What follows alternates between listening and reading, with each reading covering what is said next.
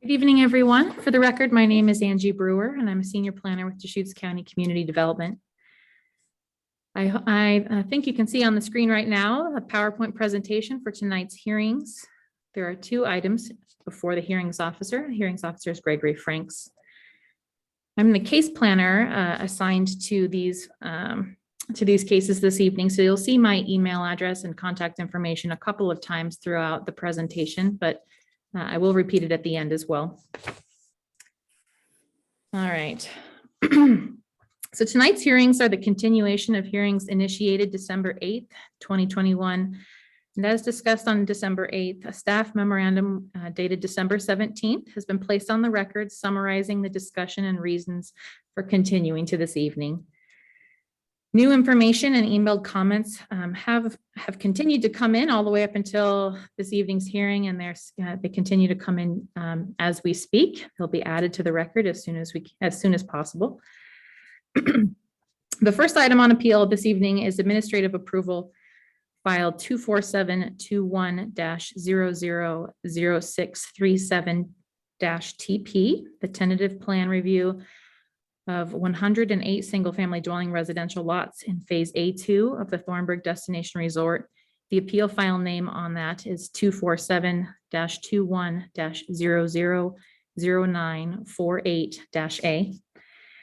The second is an appeal to the administrative approval of file 247-21-000537-SP, site plan review of the resort's Welcome Center, Gatehouse, Golf Clubhouse, and Community Hall and associated parking. The appeal file name attached to that is 247-21-001009-A. The staff would like to note for the hearings officer, the parties, and the members of the public that the applicant withdrew appeal number 247-21-000998-A following the December 8th hearing. Staff has maintained a consolidated record as agreed upon at the December 8th hearing, but would like to acknowledge that moving forward, this matter will be limited to appeal file number 247-21-001009-A. Jump on down to the hearing procedure here. The procedure we're going to follow this evening is that I will walk everyone through how to participate by Zoom and by telephone this evening. And we do have one person in the building with us physically. There is a note in here that we'll present a memo to the hearings officer. That is on the record and available if the hearings officer would like me to walk through that December 17th summary. I'll leave that up to the hearings officer if you'd like me to do that. The hearings officer will provide his instructions for this evening. Staff will provide a brief report. Applicant will be able to provide testimony and evidence. Any interested persons that would like to testify and present evidence would be able to do so. The applicant may present rebuttal testimony. Staff is afforded an opportunity to make any closing comments, and there is a discussion about open record period. To be clear, there are two separate public hearings this evening. Comments made are unique to the hearings they've been shared to. If you participate in the first hearing, but you'd like your comments to also apply in the second hearing, you may do that. Please just make sure it's very clear to the hearings officer and to staff that you wish your comments to be included on both records. That is an effort to reduce redundancy and the length of the hearing that was agreed upon at the December 8th hearing by all of the parties. So we're hosting this evening's hearing by Zoom, by telephone connection to the Zoom platform, and in person at the Barnes & Sawyer room located at the county's administrative offices at 1300 Wall Street in Bend. If our internet connection is interrupted for any reason, we will attempt to get back online as soon as possible. If this happens, please give us a couple of minutes to activate the public hearing before you attempt to link or call back in. If your own connection gets interrupted, please attempt to join us back using the same link and phone number you used initially. And remember, if you're participating by telephone, you might need to dial *6 to unmute yourself when you're called upon. I apologize, got a little tickle. In Zoom, there's two categories of participants, panelists and attendees. As a panelist, your microphone and video will be active for everyone to hear and see you. And as a panelist, you will have the ability to mute your microphone and turn off your camera, which I'll describe here in a minute with a visual aid. As an attendee, your video and audio will not be active. This is important to note for everyone, because if you'd like to provide testimony by Zoom, you'll need to be promoted to a panelist so that your audio and video can be heard and recorded. There will be a few moments this evening when all participants are elevated to panelists to allow them to identify whether or not they'd like to testify. If you do not wish to be heard, please make sure you are muted and your camera's off at that time. You can see on the screen, if you're participating online, there are a few symbols. The symbols on the left are your camera and microphone. You can toggle those on and off by clicking on them. And in the middle of the screen, there's a small hand icon. You can click on that to raise your hand and indicate that you're interested in providing testimony. Depending on the number of participants this evening, the hearings officer may wish to set time limits on testimony. We've done that in the past, and if the hearings officer would like recommendations, we can provide that.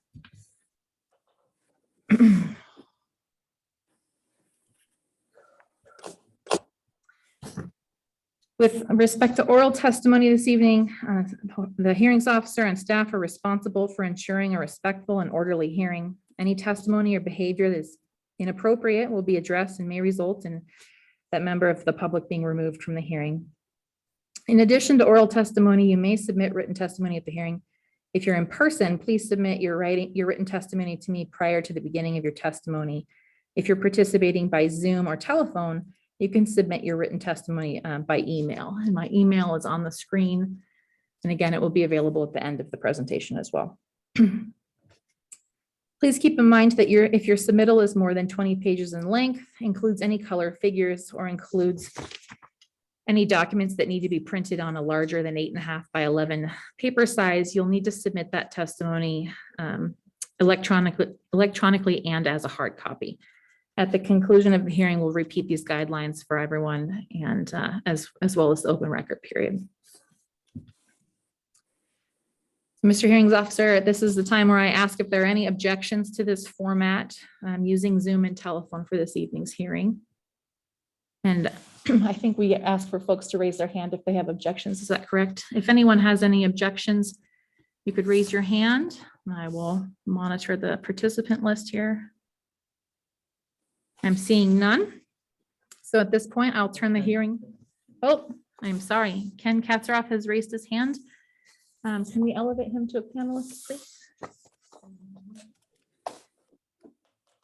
All right, I think you are a panelist now, Ken.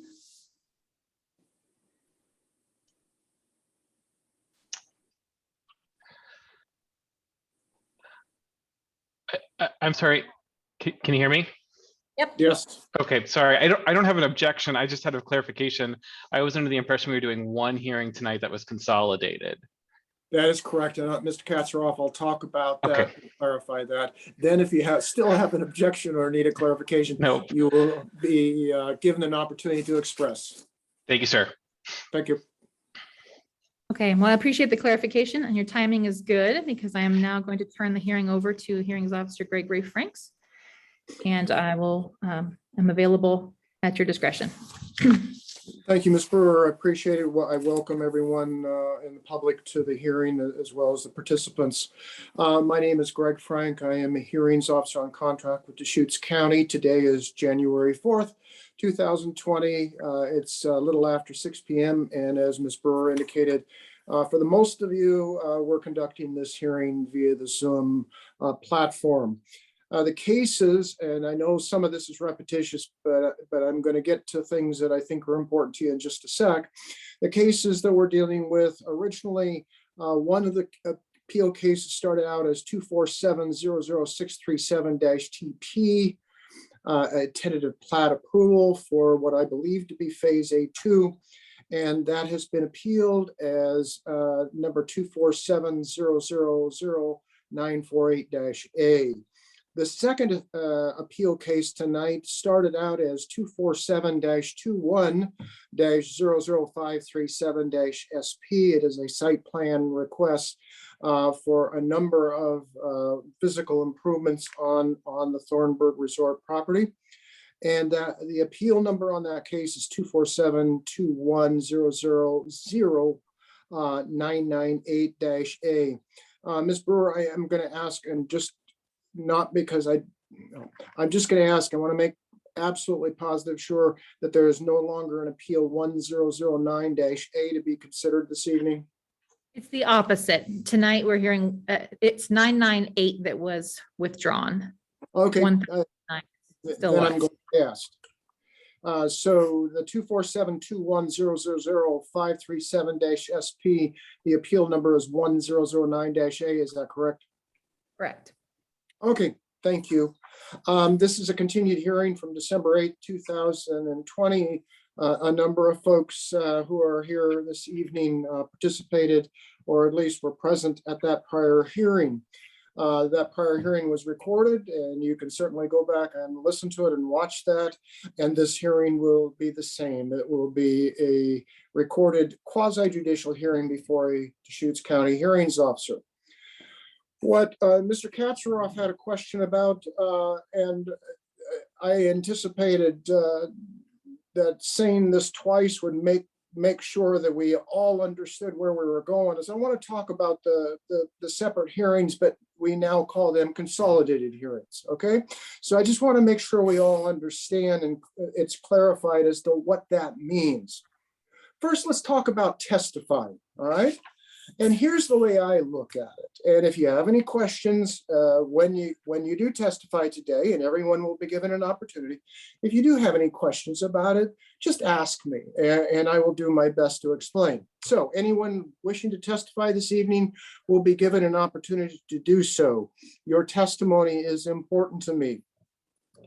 If you have testimony that's related to both the site plan for the improvements and the tentative plat for the subdivision, if you wish your testimony tonight to relate to both of those cases, a request by me. It's not mandated, but it's a request. Would you do me a favor and just tell me that your testimony should be applied to both cases?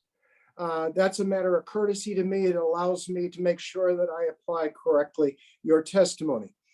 If you only intend to testify on one of the appealed cases tonight, my request to you would be that you identify which one it is. And you can do that by number. You can do that by it's a site plan one, or it's a tentative plan one, or it's about the welcome center, or it's about the lots. Help me know what you're talking about. So if you're only talking about one of them, you get to testify, but if you could help me out and just let me know which one that you're talking about. Now, the reason I emphasized the testimony is that what I'm going to talk about next, which is documents, submission of documents, is going to be a little different. And so this part, if you have any questions, once again, ask me. If you intend to submit a document into the record this evening, here's what you need to do. If the document relates to both appeal cases, make sure that both appeal case numbers are on it, okay? Make sure both appeal case numbers are on it. If you only intend your document to relate to one of those appeal hearings, make sure that your document reflects that number or some way I can identify where it goes. So testimony is a request. Please tell me which one it is, or both. If it's a document, then it's not a request, it's necessary. You need to tell me which case or both cases that you are referring to in that document. From a practical perspective, this recording is going to go in both cases, practically. As a practical matter, documents related to one case aren't necessarily going to go to the other case. And you need to keep those things separately. So the testimony, we consolidated very much. The document, where they go into which file, they're still separate. Okay, and if you have questions, please don't hesitate to ask me when you testify, and we'll make sure. And I will repeat it a couple times throughout this hearing, because I don't want an inadvertent or a mistake made that you intended to do something, but you're nervous or you testified quickly and you forgot. I don't want that to happen. Let's make sure we get your documents in the right place. For anyone who didn't attend the December 8th, 2020 hearing, this consolidated hearing process was agreed to by the county. It was agreed to by the applicant, the appellants, and the hearings officer. So at least that group agreed to this process, all right? Not maybe if you didn't show up there, you may not have agreed to it, but it was agreed to by that group. Quickly, the reason, in my opinion, at least that's what I heard on December 8th, was that I have heard a couple Thornburgh cases, appeal cases, and the first appeal cases that I heard, we had hearings back to back. And so the people who testified in the first hearing were required to stick around for the second hearing if they intended to testify for that. And I looked at my notes following those hearings, and I think we finished around 11 o'clock that night. It was pretty late, all right? And I think the applicant, the appellant's representative in this case, and the staff all agreed that having people have to wait an hour and a half or 2 hours or 2.5 hours to testify is quite a burden, and we were trying to help you not have to stay up quite so late. So that's sort of the reason why we're doing it the way we are tonight. At the December 8th, 2020 hearing, I outlined all of my prior contacts with county staff, the applicant's representatives, the appellant's representatives, and from my perspective, nothing has changed since the December 8th hearing. If anyone objects to my hearing the cases tonight based on bias, conflicts of interest, or ex parte context, I'd like you to raise your hands now, and I'd instruct the county to make sure that everyone is given an opportunity to raise their hand, and if somebody does, I want to hear what they have to say. Mr. Hearings Officer, there are no hands raised currently. All right, then I'm going to proceed to hear these cases. I'm going to make some suggestions. And once again, it's a matter of respect. And it's that I respect you're taking your civic duty seriously and showing up, whether it be on Zoom or in person or on telephone. I take your duty seriously. And with that in mind, the respect is that I think that going on and on in testimony, especially repetitious testimony, doesn't serve the best interests of all of us involved. So I'm going to suggest the following time limits, all right? And I certainly anticipate at least the possibility of an objection from either the applicant or the appellant's team.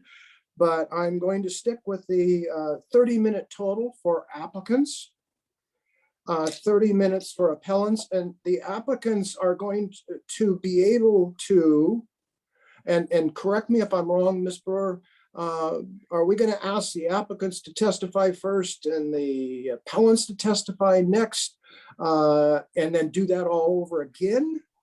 Because obviously, my question for those of you who are listening indicate that I haven't prearranged this with anybody. I just want to make sure. I would appreciate that the applicant present both cases, one right after another, in a total of 30 minutes. And I would propose that the appellant present their two cases back to back within 30 minutes. Is there any objection from the county on that process? None from us, sir. Okay, how about let's elevate Mr. Kleinman and Mr. Katsaroff and just make sure this isn't a discussion to go into other things. It's just, do you have any objection to number one, the time limit, and number two, doing your presentations on both cases back to back? We're in the process of elevating them. Thank you. Mr. Katzroff?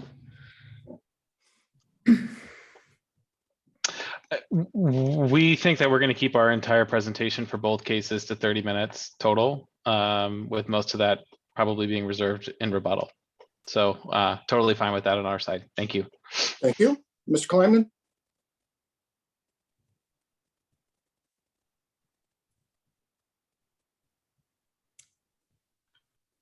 Okay, thank you. Took me a while to get that Mr. Kleinman, I organized. don't see you. I can hear you. Yeah, I started the video. Let's try it again.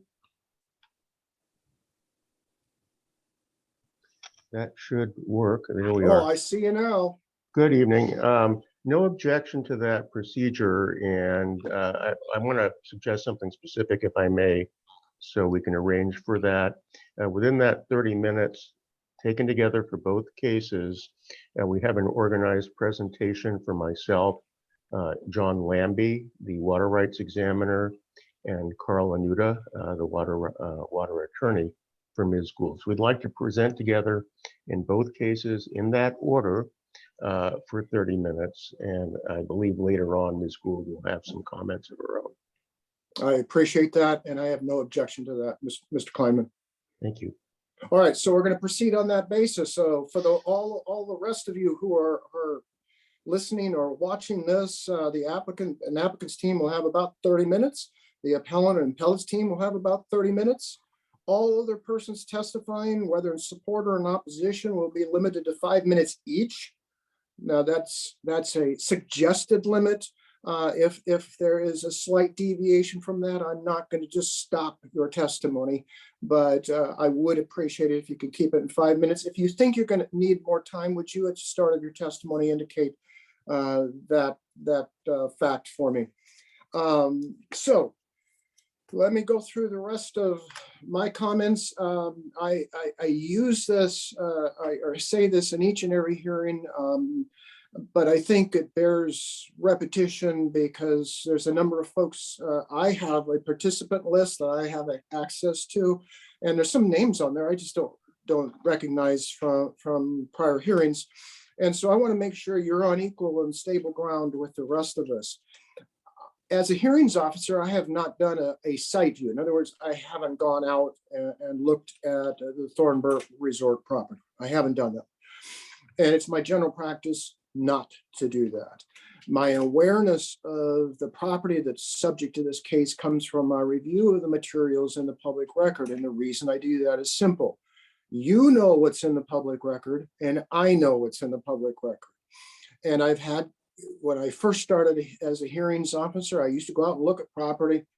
And I have to admit, it on occasion would give me impressions that I wasn't even aware of. And I don't want to form my decisions on anything other than what's in the public record. So if you ask, I'm not going to do a site view, but I just want you to be aware of that. The documents that I have reviewed in these cases so far included everything and anything that was submitted in either the precursor case, as I call it, the original tentative plan, or the site plan cases. I looked at all, at least on a cursory basis, each and every one of those documents, and I've reviewed the appeal file for each of the cases as of 3 p.m. today, all right, January 4th. There wasn't actually, as of 3 p.m., I hadn't seen anything new on the in the record, but that's what I have looked at, and that's what I've done. My job in a land use case as a hearings officer is to consider all laws, whether they be federal, state, Deschutes County, that apply to these cases, and in that context, consider all relevant testimony and written submissions. The task of a hearings officer is to confirm what laws are relevant, and then consider the testimony that affects those relevant laws. The burden, as Mr. Kleinman is certain to point out, only because I read it not less than about an hour ago, the burden always rests on the applicant to prove their case. In Deschutes County Code 22-24050, it says throughout all local land use proceedings, the burden of proof rests upon the applicant. And just wanted you to be aware of that. Testimony should be, I don't require it, but should be directed towards the laws, the rules, the standards set forth by the planning staff in the decision and notices, or if you believe either additional or different laws, rules, or standards apply, then I need you to identify those and how they apply. So this isn't necessarily a general opinion kind of decision-making process. This is a relevant law and the facts that relate to those laws. Often during a public hearing like this, a person will state the same or similar facts or arguments that you were going to say. With that in mind, let me remind you that what is important to me is the substance of an argument, the facts or legal justification, and not the number of times that an alleged fact or a legal position is stated. Repetition doesn't make something either more true or less true. If somebody's already stole your thunder, it's okay to say, I agree with that person's position, or I agree with the facts or arguments stated by that person in prior testimony. I take really good notes, and I will leave, based on Ms. Gould's testimony a couple of hearings ago, I will leave my camera on 100% of the time. I'm not going off and leaving. I am going to be sitting here and I'm going to be taking my notes of whatever you have to say. So I take really good notes. I would just want you to be aware that if my notes aren't complete enough, I on occasion will go back and look at the recording just like you can and make sure I got your point or your facts or your argument correctly. Couple things and then I will be done, and then pretty much it's your hearing. Failure on the part of any person to raise an issue with sufficient specificity to afford the hearings officer, that's me, or other parties, that's you, to an issue to this proceeding, an opportunity to respond to an issue will preclude an appeal on that issue. I need you to be really pretty specific about what you are arguing and give me an opportunity to knowledgeably respond. Just a general comment makes it really difficult for me to respond sufficiently. So additionally, the failure of the applicant to raise constitutional or other issues relating to the approval with sufficient specificity to allow the hearings officer to respond to the issue precludes an action for damages in circuit court. The order of testimony. So here's the playbill for tonight's play. First, staff will present a summary of its administrative decision, and that may be as long as staff desires. Next, applicant will give their testimony, and then supporters of the applicant, those who generally agree with the applicant's position, will be given an opportunity to speak. We've already talked about the applicant's team time limit, and then anyone who testifies in support will be on the individual person's time limit. Following the applicant, then I will hear the opposition. And to be honest, to start with, I want to hear from the appellant and appellant's team, as Mr. Kleiman has described. If there is any person that's neutral, and I've been doing these hearings for Deschutes County for 2 or 3 years, if you're neutral, testify wherever you want to testify. Either testify in support, testify in opposition, but just make sure you explain your point, okay? I hope I have the ability to figure out which side you're on, and if you don't have a position, just want me to have information, I will try to figure that out as well. Following the opposition, I will ask the staff for any closing comments, and finally the applicant for any rebuttal. I'm not precluding staff from giving additional comments, nor am I precluding any rebuttal by the appellants. We'll see how that goes at the end, because I want to make sure our record is clear. Finally, any person may request the record remain open. And if someone believes this would probably be Mr. Katzroff or Mr. Kleinman or Ms. Brewer. But if anybody disagrees with what I'm going to say now, I need to know that pretty early. All right. Any person may request that the record remain open. So if you're testifying tonight, simply say, I want the record to remain open, or I don't want it to close tonight. I hope I can figure that part out. But if you make that request, then the record will remain open. Typically, based on my experience with these cases, it's probably going to remain open for 7 days for new evidence, 7 days for rebuttal evidence, and 7 days for applicant final argument. That's typically what happens. Right now, the record will close tonight unless someone makes a request for the record to remain open. Only one person only one request need be made, all right? In the past, not in these cases, because the parties to these cases are pretty darn sophisticated. But in past cases I've had where a second person says, I want the record to remain open, and therefore it doubles the time that the record has to stay open. That's not the way it works. There's a statutory provision, and I'm stuck with it. And unless the parties agree, particularly the applicant, then I would likely just simply do the 7 days for new evidence, 7 days for rebuttal evidence, and 7 days for final argument. So once somebody's asked for that record to remain open, then I commend you, I ask you to either go back and look at this recording or stay till the end of the hearing. Because at the end of the hearing, we will talk about the logistics of date, time, and how you get information into the open record. Ms. Brewer will talk about the logistics, and I will talk about the timing. All right. So those are my comments.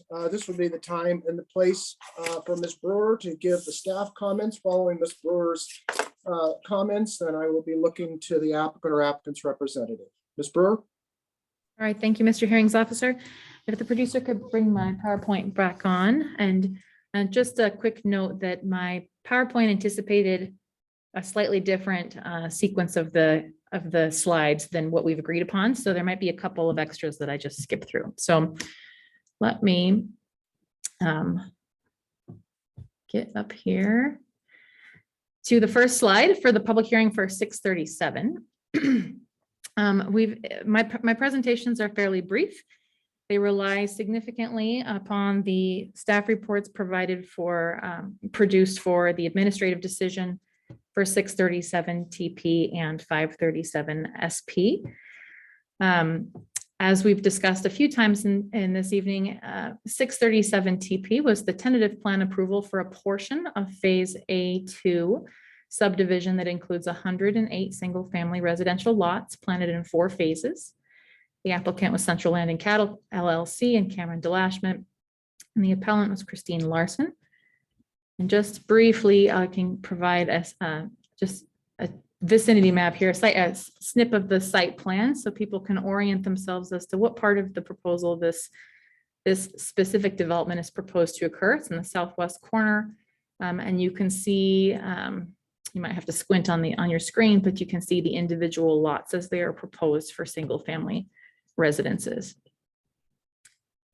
We did not produce a new staff report. I think I noted that already. And the administrative decision does include extensive conditions of approval to ensure compliance with all applicable rules, regulations, as well as the final and conceptual master plan documents are previously approved. The appeal provided for this administrative decision was number 948A. And just briefly summarized here by staff, it included 15 points of reasons for appeal. The appellant cited an error to rely upon decisions that are not yet final, which specifically was the golf course and lakes decision.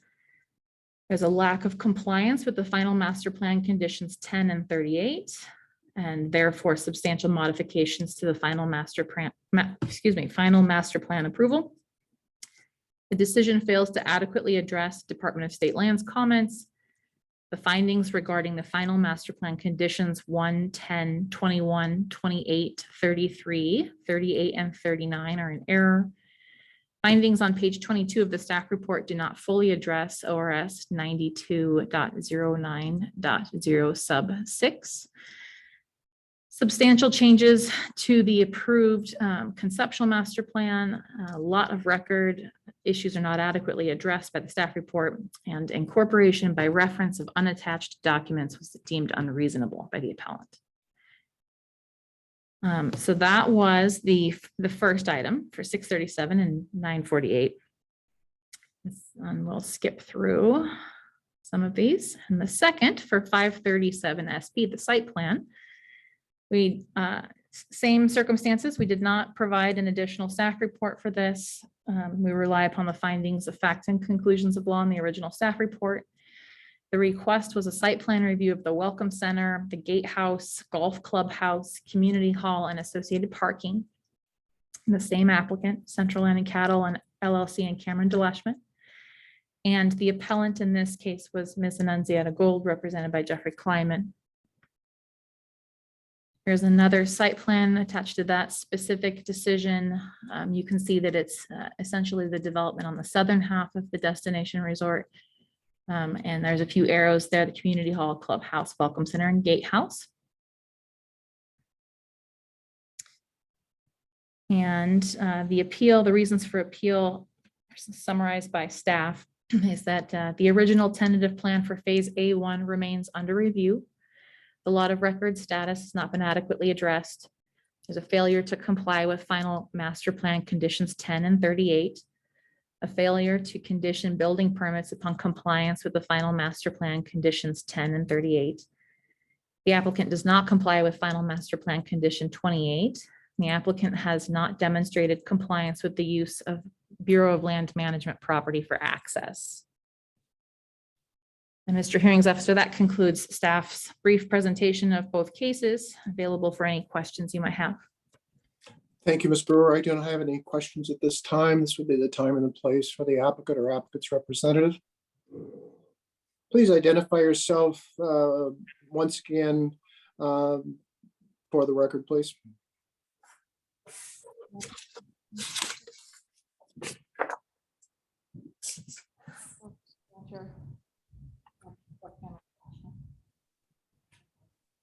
Yeah. Thank you. You're updating them. Katzeroff. Okay.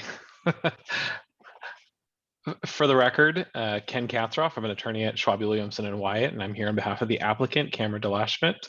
My address is 1420 5th Avenue, Suite 3400, which is important if you want to get something to me, and Seattle, Washington, 98101.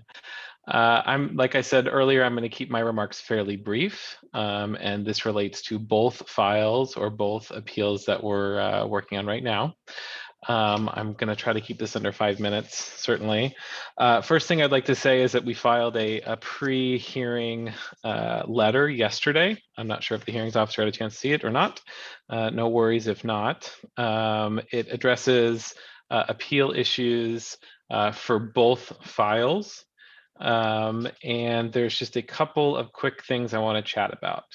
The first being I made a clerical error myself, and I inadvertently referred to the 537-SP or the Welcome Center site plan as the OLU decision. For those folks who are following Thornburgh, that it's not surprising to make that mistake, and instead that site plan should refer to Welcome Center. So where I say OLU decision, it still refers to the Welcome Center. So I just want to make that clarification. The second I'd like to talk about is a couple of quick corrections that we would request to the decision whenever the hearings officer issues his decision in this matter. Primarily, these requested conditions relate to incorrect conditions being placed into the decisions themselves. And what I mean by that is that the staff decisions improperly used conditions from the conceptual master plan, or CMP, and not the conditions of the FMP or final master plan, which in fact replaced or supplanted the CMP conditions. We dealt with this in the last process as well.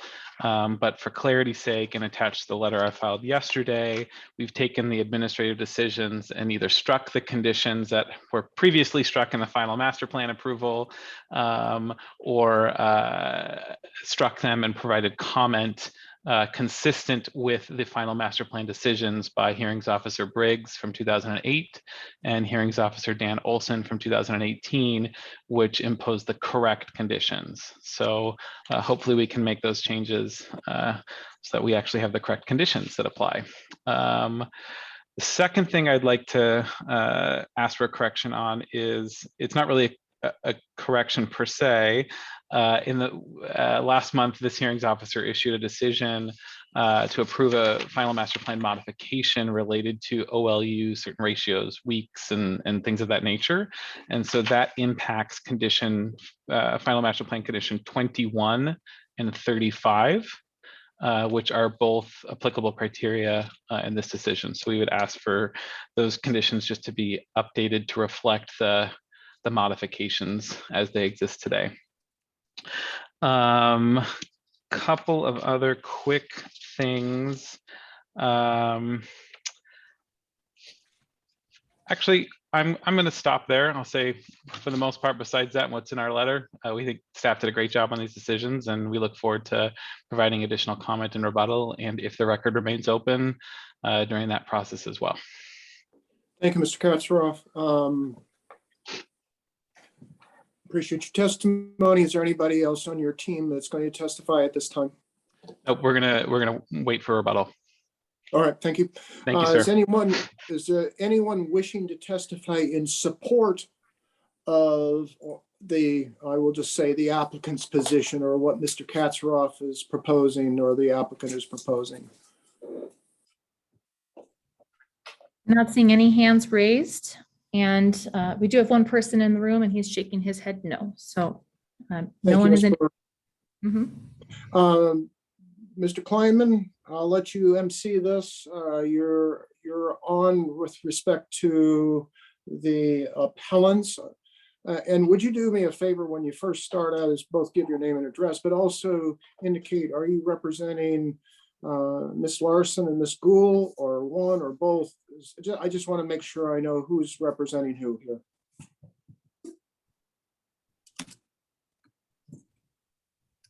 You're on mute, Mr. Kleinman.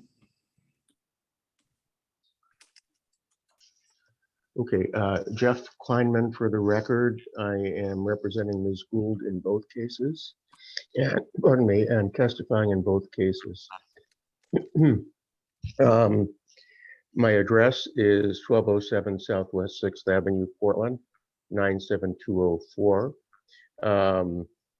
I am going to request that the written record be held open for 7+7+7 in the traditional manner, and I think that's going to be sufficient in this case. And as one preliminary matter, we do oppose the requested amendments to conditions 21 and 35 of the final master plan that were just proposed by Mr. Katsaroff. He is correct that those were revised in the recent case that he described, and that case is now on appeal to the Board of Commissioners, so that change has not taken effect. I'm going to try to be brief myself. As I indicated, we'll have our certified water rights examiner, who has a number of other licenses, John Lambie, testify next, and Carl Anuda, who is an expert on water law, testify after Mr. Lambie. So we have provided detailed memoranda today in both cases, and it is not my intention to walk through those one more time. I know the hearings officer will review them. I want to make a couple of key points. The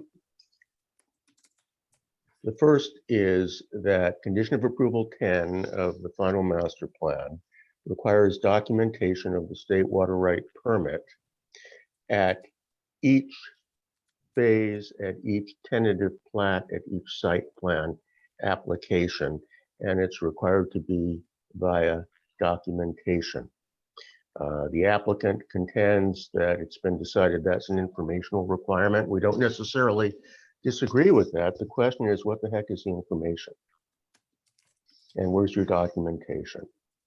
And the information and the documentation are that there is no usable water right for either of the applications that are before us tonight.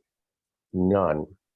And for example, if the applicant were allowed to proceed and develop pursuant to the site plan for the clubhouse, the welcome center, et cetera, the landscaping for their parking lots, they could not lawfully turn on a tap.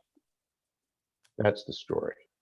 And we shouldn't be looking at or relying upon fictions or facades as to the status of the information or the documentation of the original water right permit, which is described in condition 10. One cannot do that.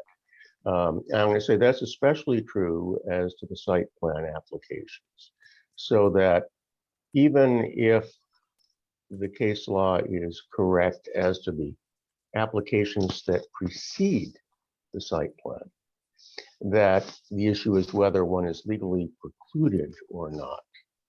And that's an issue that's been addressed on appeal in this case. When you get to the site plan, that is not the law, because that is the final stop. And you have to have the water, not just not be legally precluded.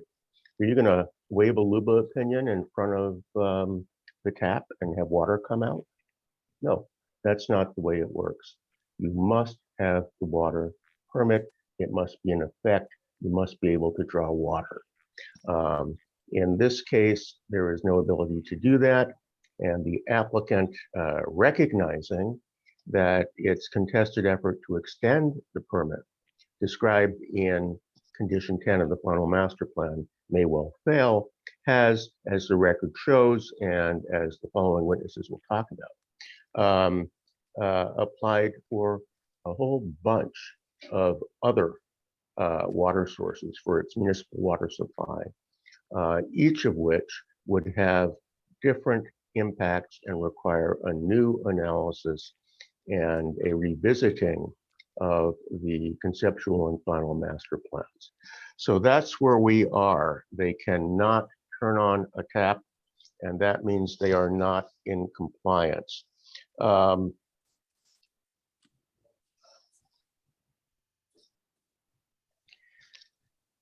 I just make one other point to you, and it's related to the issue I just discussed, and I'm going to be very, no pun intended, frank about this.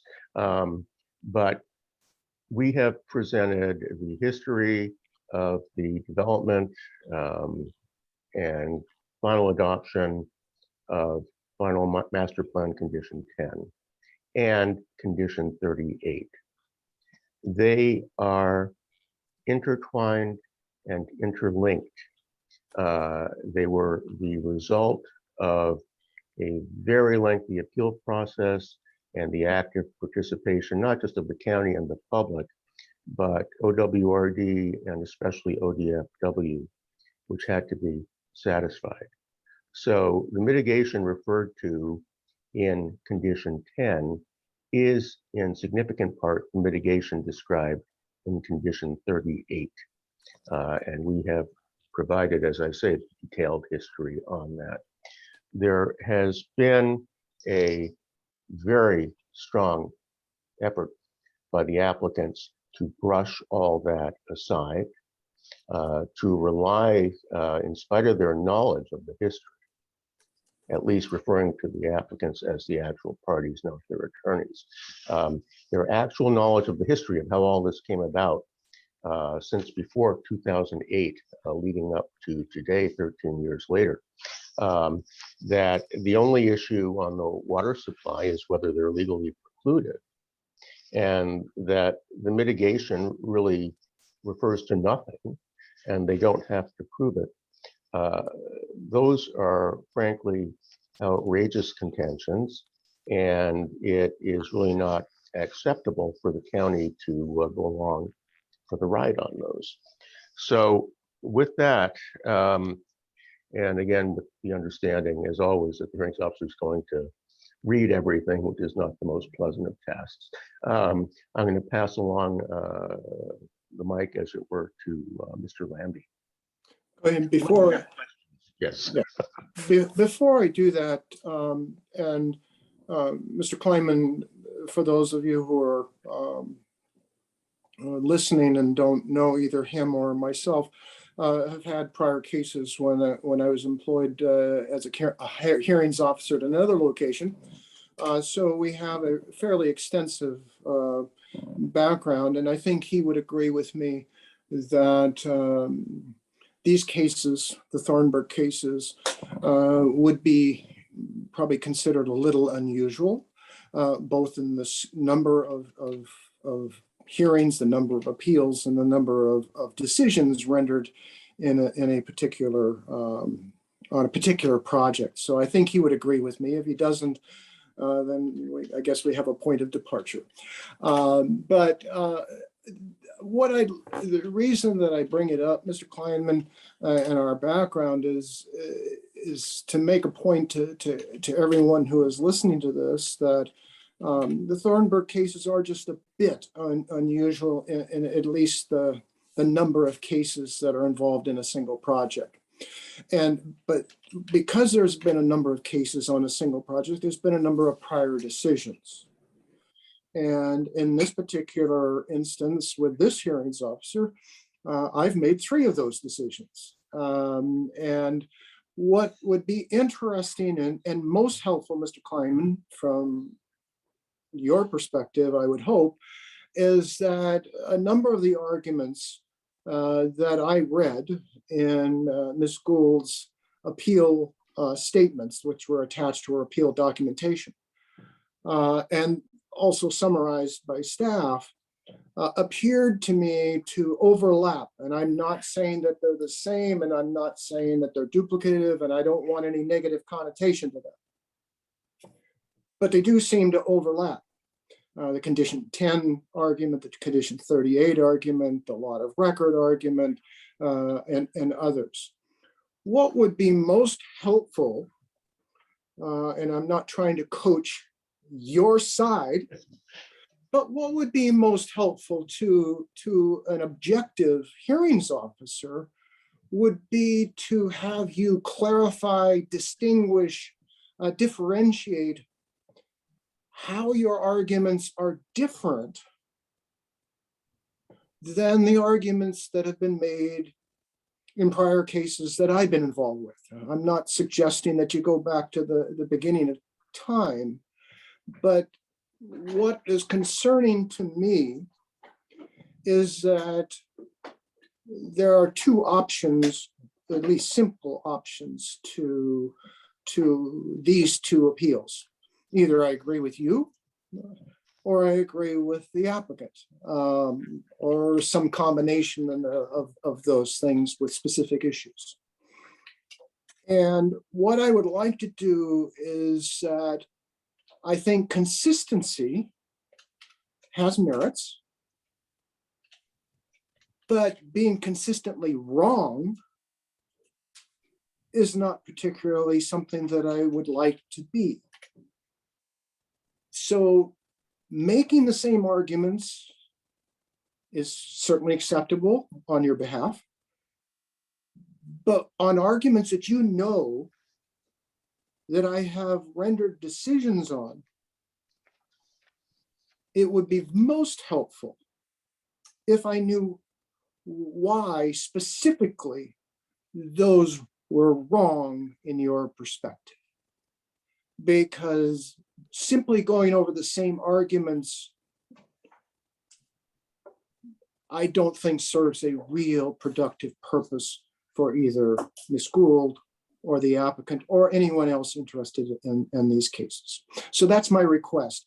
I don't expect a response now, but I will hear Mr. Lambie, I will hear Mr. Anuta. but it would appear to me, without having heard their testimony, that there's going to be some overlap on prior cases or prior arguments that were made. And I'm asking you, when you get ready to summarize, either in writing or orally, that you very definitively point out how these arguments made this evening and in these cases is different or distinct than they were in prior cases. Right. I think that's a respectful request. I think that assists both you, but it also clarifies where I'm coming from for the applicant. Let me respond briefly to that so the other witnesses can proceed. And I appreciate the manner in which that request was put, and certainly am in no way offended by it. It's part of my job to answer questions like that. But first of all, the prior decisions are all up on one sort of appeal or other. So they've not finally been decided. But second, I would refer the hearings officer to Final Master Plan Condition 10 yet again, which requires that applicant shall provide at the time of tentative plat site plan review for each individual phase of the resort development, updated documentation for the state water right permit and an accounting of full amount of mitigation as required under the water right, and that incorporates condition 38. So among other things, as a result of the independent showing that's required with each application, the doctrines of impermissible collateral attack, which the applicant relies heavily upon at all times in every case, regardless of what it's about, and doctrine of law of the case do not apply. Second, the facts and the record made here will be different from what you have seen before. And that needs to be taken into account. So that's my primary response, and that will certainly provide you with more later. But the third point is that there is one that I just made in my initial presentation, which is that when you get to the last stage of land use review, as opposed to building permit issuance, and you're dealing with a site plan, in that case, they have the water or they don't. We've got at least one site plan before us tonight. They do not have the water. So the legal standard, such as it is, of not legally precluded from using the water right does not apply. Prove you have the water and can turn on the tap. They don't have it, they can't prove it. So those are my initial distinctions for you. And I appreciate that opportunity, and I've talked too long already. So we'll move along to Mr. Lambie. Okay, and I have one final question, and it may be because I don't hear as well as I used to. But I keep hearing, I believe, condition N, and are you referring to condition 10? 10. Should I turn up my volume? Is the volume low? No, it kept sounding to me like N, and I keep looking to my left, which is where the decision and your application materials are, and I keep seeing no N. Got it. Mr. Lambie, you're up. Thank you. Good evening. I guess I could start off with this is first and last name and address, please. Oh, thank you. John Lambie. Address is 4061 Southwest Chesapeake Avenue, Portland, Oregon. Is that enough there? Go ahead. Okay, pardon. Not very familiar with these types of hearings. By way of background, I am a professional geologist, professional engineer, and certified water rights examiner. I've been reviewing water rights filings for the Thornburgh Resort since the spring of this 2021 on a variety of matters related to how they would supply water to the resort. And then a subcategory of that is their water rights related to their mitigation water required.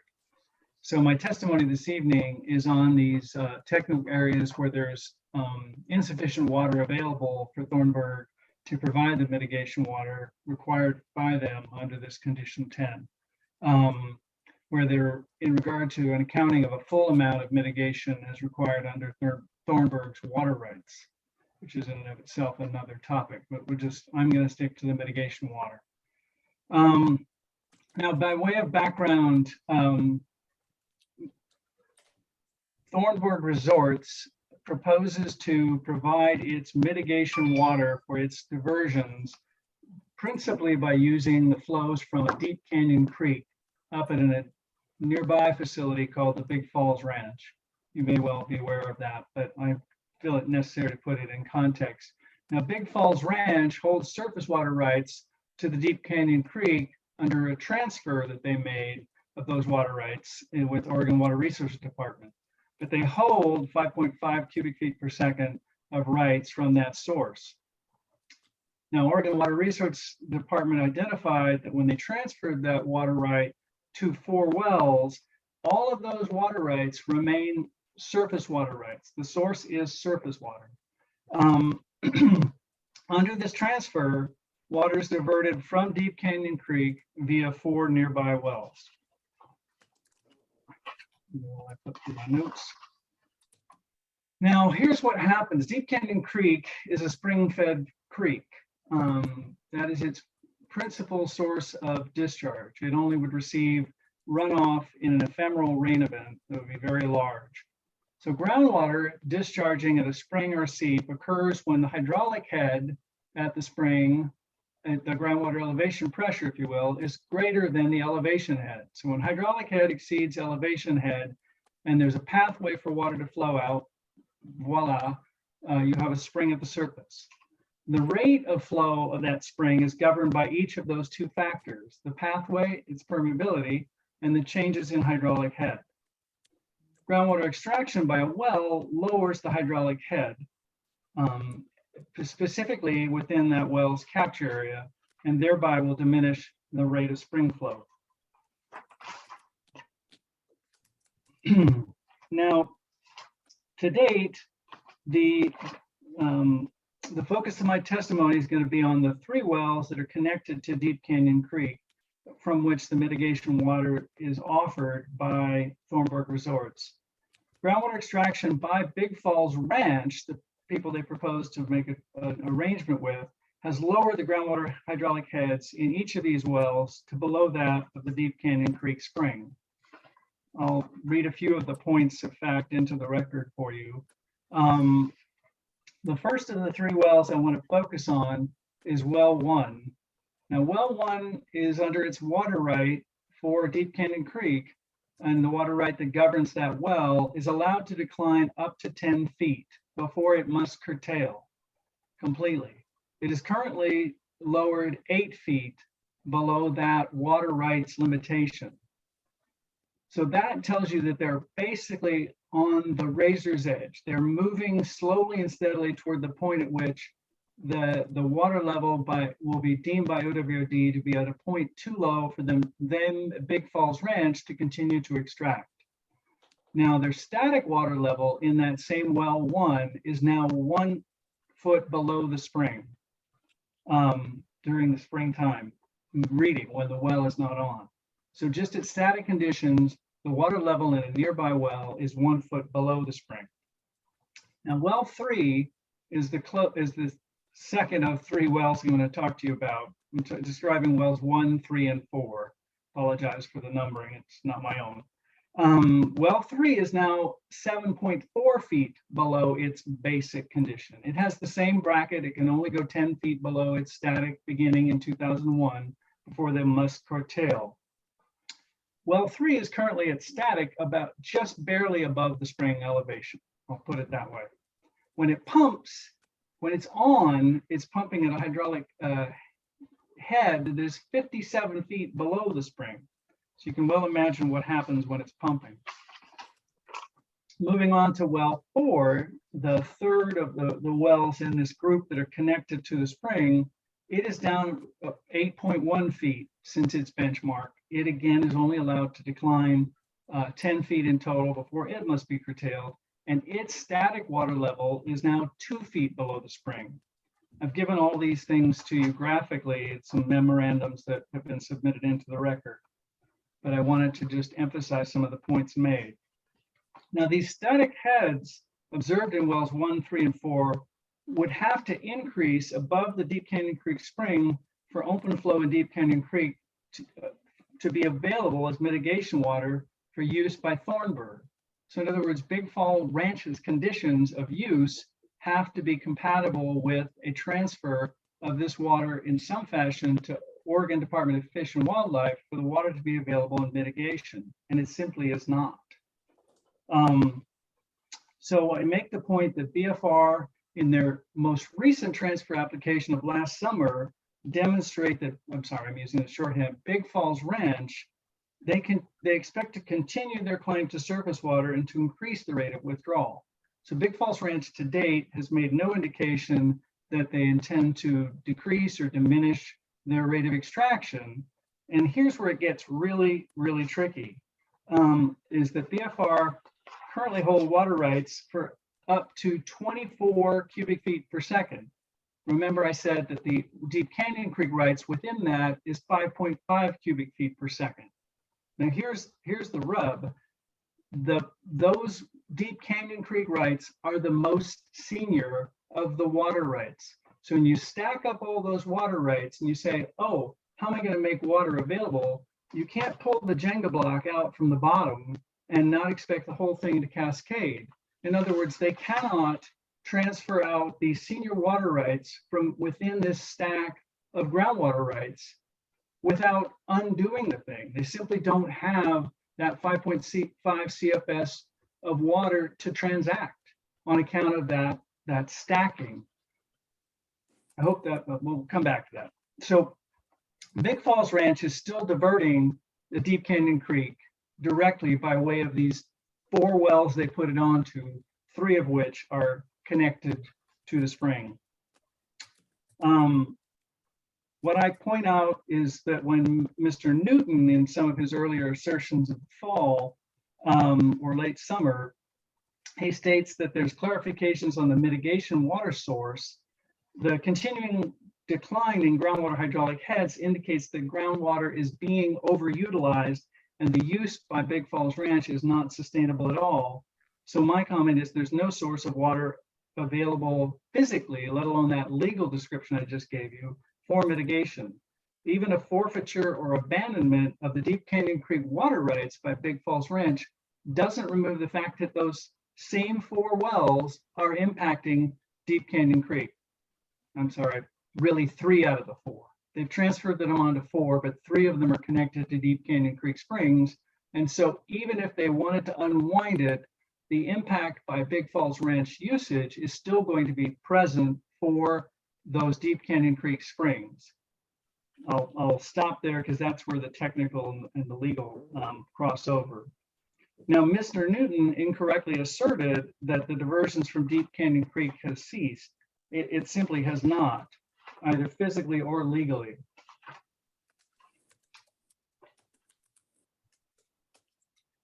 And the actions, as I've stated, sorry to be repetitive, by Big Falls Ranch, unless they were to change the character of their usage of water, would not enable the flows in Deep Canyon Creek to be restored. So I wanted to make a few other points in my latest response to some of Mr. Newton's assertions in October. There are points of agreement, which I think are probably useful for the hearings officer to hear about. First, I state that there is no assignable water right for ODF and W to take mitigation water.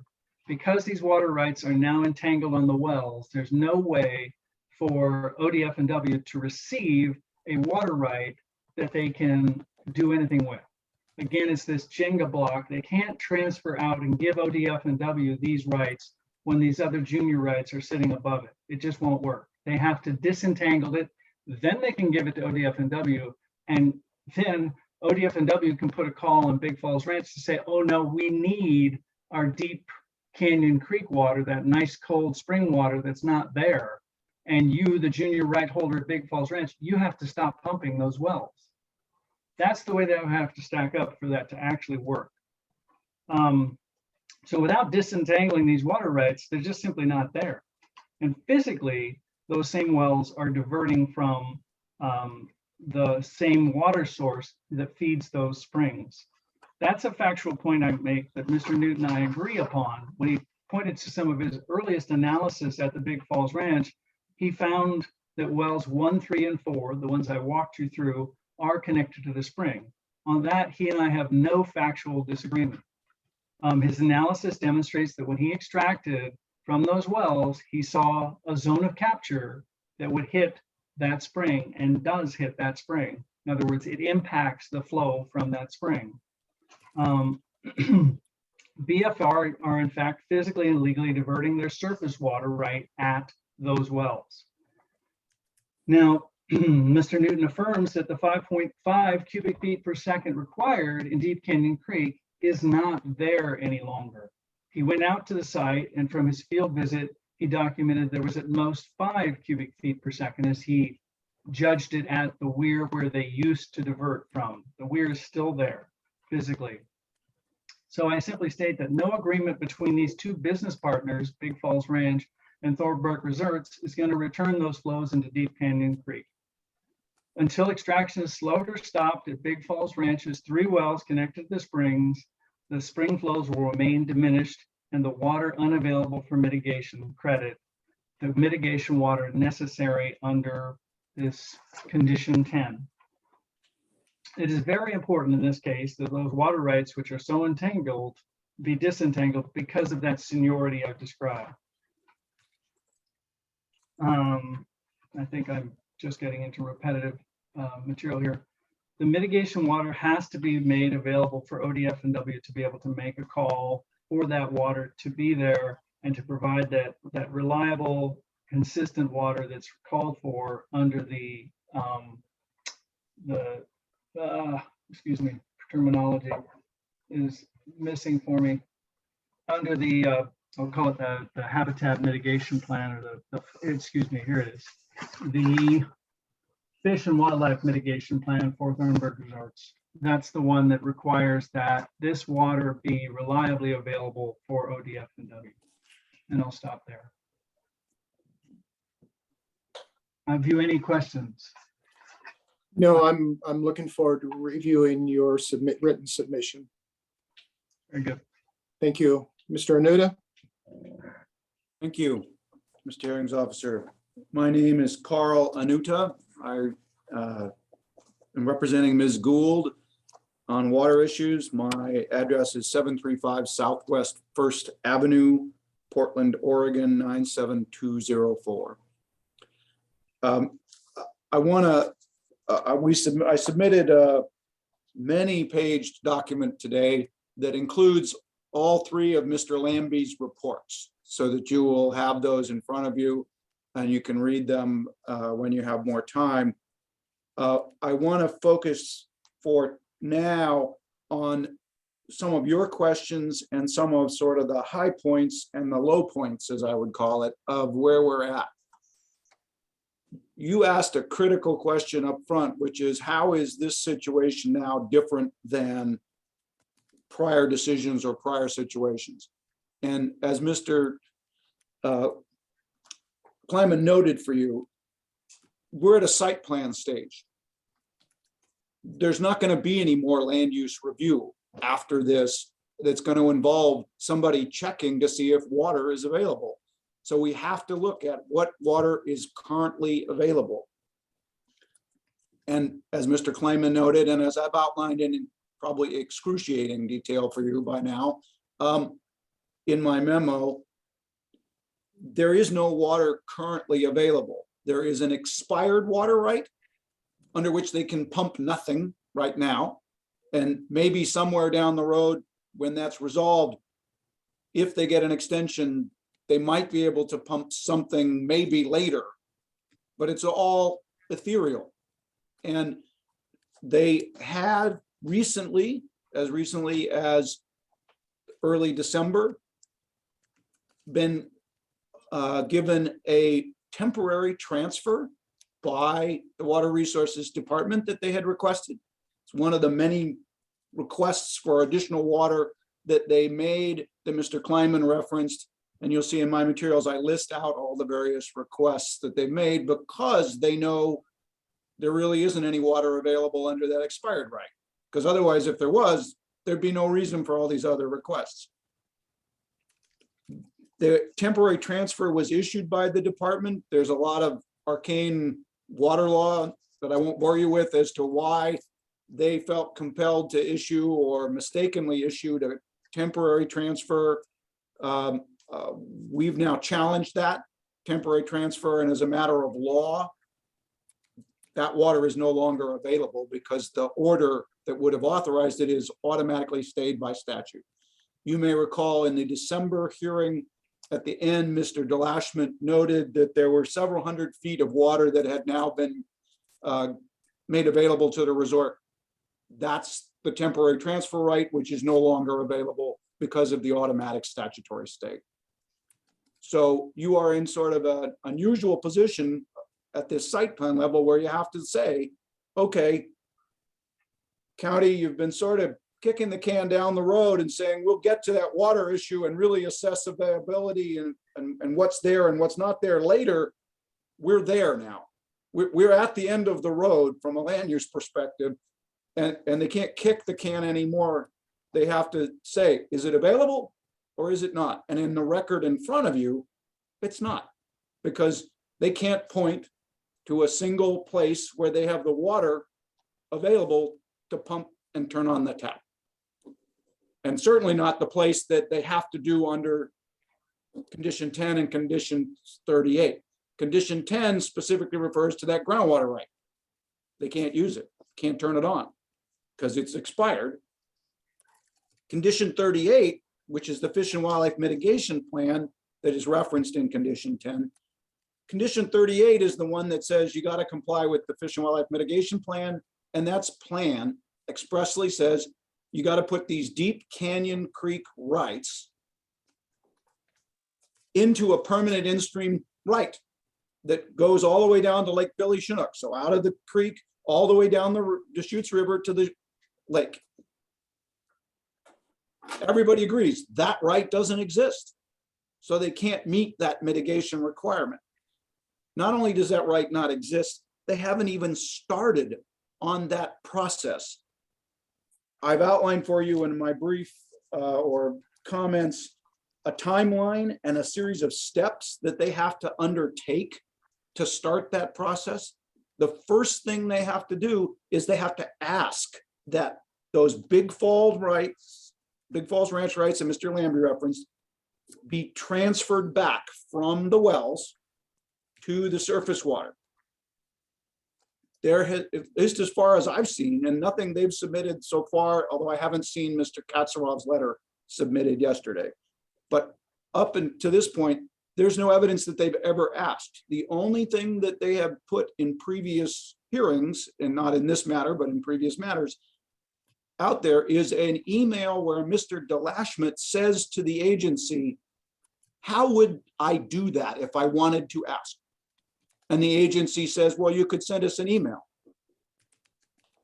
But there's no email from Mr. Delashment saying, start that transfer back process. And as I've noted in our materials, there's a legal question as to whether they can actually do that because they're not unwinding the entire transfer, they're only trying to unwind a part of it. But that's going to be an issue for the water folks, water resources to resolve. But my point is, there's a whole series of steps that have to happen. You have to get the water back. As Mr. Lambie pointed out, you can't not have it come back because it will be pumped from the wells. So you got to get it back. Then you got to take it as from irrigation use and move it to an in-stream use. And you got to go through a whole process for that. It's not just an email for that. You got to go through the whole transfer statute and you got to make it a permanent in-stream water right. And it's only at that point that they get to compliance with the condition 38. So that's sort of the fundamental problem here and why we've got to go about disentangling those rights and why the applicant hasn't met their burden, because they can't prove to you that they've even started disentangling, much less completed that disentangling. Then the other thing I would note for you is we've included in the materials the unlikelihood, and again, it's not our burden to prove that it's unlikely. It's the applicants prove that they will get other water rights, or they have other water rights. They haven't done that. But we've also included the groundwater reviews that the Water Resources Department has done of the limited license, the backup groundwater permit. And those groundwater reviews are all very clear. There's no water available for more appropriation there. The resource is already, as Mr. Lambie pointed out, dropping. And the resource is dropping because there's too many wells out there. And those reviews all note that if the additional use that Thornburgh is requesting now from these additional rights is allowed, it's going to harm state scenic waterway flows.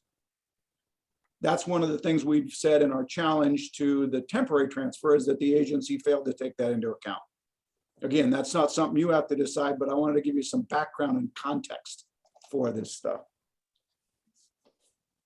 In the past, there's been statements by the applicant about how they now own that 5 CFS piece of the Big Falls Ranch rights, and they've told Big Falls not to pump it. Assuming, for the sake of argument, that that's true, and we know that they do own it because there's assignments that were put in the record. We don't have any actual evidence that they've told Big Falls not to pump it, but I presume that they did that. But even if it's true, it doesn't protect the water in stream. It just means that the water, if it's not being pumped, is available for the next appropriator in line. That's how first in time, first in right water law works. If you haven't used your water and you haven't converted it to an in-stream water right, the next guy in line or gal in line gets it. So we have a fundamental problem with what the applicant keeps trying to gloss over, the lack of the mitigation water in an in-stream form. And we have a fundamental problem with what the applicant keeps pretending is not an issue, which is there isn't really any water that you can use to turn on the taps. And there isn't water you can use unless you buy it somewhere else to even do the construction. So this is the point where the county should have said, okay, we were willing to go with you on, you'll deal with it later on these other tentative plans and on these other master plans levels. But now we're at the site plan level. Where's your water? We're not supposed to approve a land use if there's no water. That's the whole point of planning, is to not do that. And this, unfortunately, the staff didn't think that through or do it that way. They were instead focused on the other issues. And one thing I thought was really interesting in this whole proceeding is that the staff didn't even, if they wanted to try to kick the can further down the road, they would have at least should have conceptually said, well, you got to at least demonstrate that you have the water in hand by the time you get to a building permit. But there's no condition that says that. And certainly in reality, the building permit office isn't going to assess and doesn't have the capacity to assess whether there is water available under a legitimate water right for a building that's being proposed. That's not their job. That's the planning's office job. I think the rest of it I've covered fairly extensively in the materials. I would note that one of the things I cited in the materials was a statement by the applicant's land use lawyer, Ms. Fancher, who at one point said in one of her briefs that the Fish and Wildlife Mitigation Plan requires the resort to provide mitigation water in advance as part of any, and then she went on and said that's got to be there as part of a tentative plan or a site plan. And I've cited to the page of her argument for you. Well, last time I looked, that's what we're here for, is a tentative plan and a site plan. So, but there's no proof of that water. There are a number of different documents that I've attached to the materials. The key ones that I'll draw your attention to now before you have a chance to review things are the sort of most troubling for me as a lawyer in the land use approval process for this resort, the applicant represented that it would abandon 3 existing wells on these properties. ODFW relied on that. The county relied on that. The Fish and Wildlife Mitigation Plan expressly requires that those 3 wells be abandoned. The county's condition of approval for the resort requires that those wells be abandoned.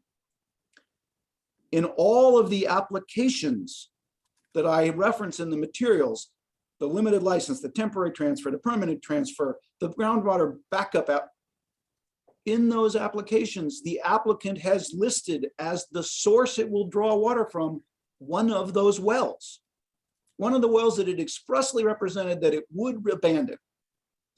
At the same time, the applicant has repeatedly in those applications proposed to put water on parts of the land that are not within the resort.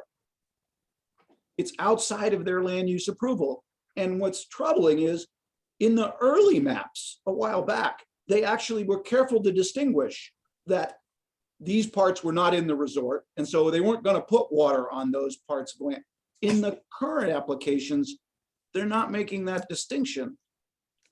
It appears that somebody's hoping Water Resources won't notice the distinction between the resort boundaries and the lands on which this water is to be applied, or that the county won't enforce the restrictions on where the resort is and where you can put water that you're getting from a resort source. Those 2 things I think stand out because they're not consistent with the land use process. They're not consistent with the conditions of approval. And yet staff missed those or wasn't able to figure out a way to incorporate dealing with those. That's something that needs to be dealt with in your decision, I think, because otherwise the applicant is going to claim, I'm going to go out on a limb here and say that if there's ever another application, they will claim that this issue came up in this proceeding and therefore Ms. Gould or anyone else who had participated is collaterally stopped from raising this issue of an illegal well or a well that was required to be abandoned and now being available for use or putting water outside of the resort. So I would urge you, when you deal with the decision, unfortunately, get into those nitty-gritty details, because this is a situation where any detail that is not directly addressed, someone later will claim that somebody can't raise it as collateral attack. I will stop with that. I'm happy to answer any other questions that you've got. I would note that my comments do apply to both proceedings. I would also note that I did not pick up on the fact that the site plan appeal was 1009-A. So my written materials reference the 998-A.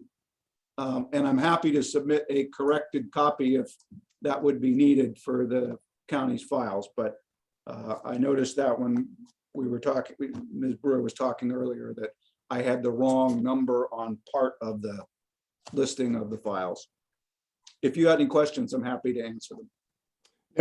I'd ask that you submit an email to Ms. Brewer indicating what you just told me about the incorrect case reference and request that she include those comments in the appropriate file. I'd be happy to do that. I'd ask you to do that. Okay, thank you. Mr. Kleinman, anything further before I move on to the general testimony?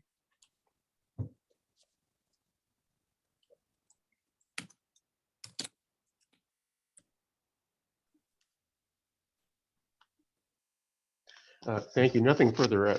One thing along the lines of what Carl was just talking about, I noted somewhere in these materials that the applicant now contends that regardless of the contents of FMP condition 38, they have literally no agreement with ODFW. And I would suggest to them that they go ahead and raise that contention with ODFW, because they certainly do have one.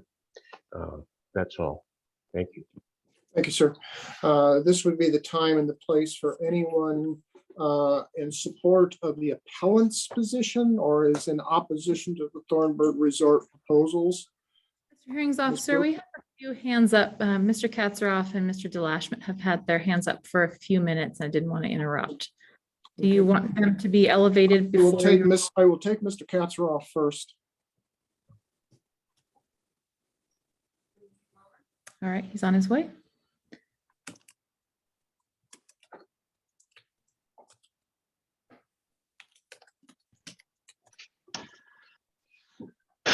I was just trying to point out the fact that it seems like our time limits are way out of whack. And so hopefully we can address that. I don't want to provide rebuttal at this point in time, but I do want to point out a couple of quick things if that would be okay. If not, then I will reserve it. I'm going to have you wait for a rebuttal. And if you recall, my opening comments were that I didn't put limits, strictly limits. They Okay. were more suggestions as a matter of common courtesy.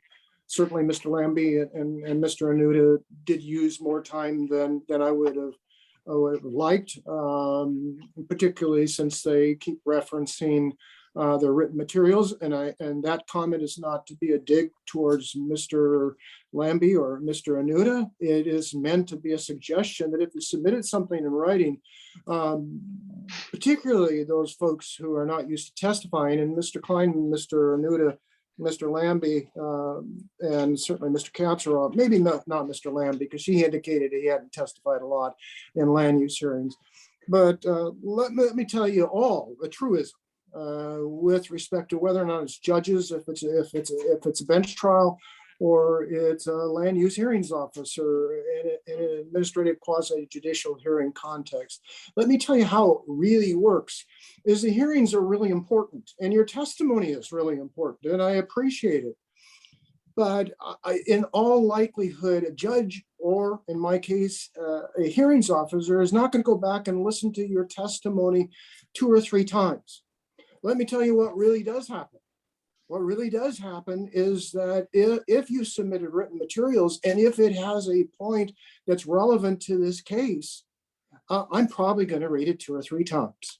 And that's just the reality of how this process works, is what's in writing tends to have a longer mental shelf life than even my notes that I have on my screen next to me. And I'm not trying to denigrate in any way, shape, or form any of the folks that have testified so far. But I'm telling you that what you submit in writing will get reviewed. I will read it.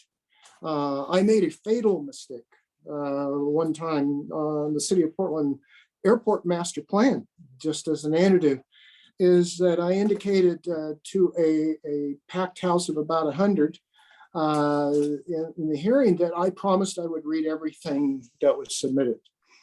And an audio engineer came up and testified, and he brought 3 books. God, I'm certain that they cost him a fair amount of money. He gave me 3 books. The problem with the books that they weren't novels. It wasn't Harry Potter. It wasn't something that I was probably going to enjoy reading. They were all technical Audible, or they were related to the Audible issues that related to the Portland airport.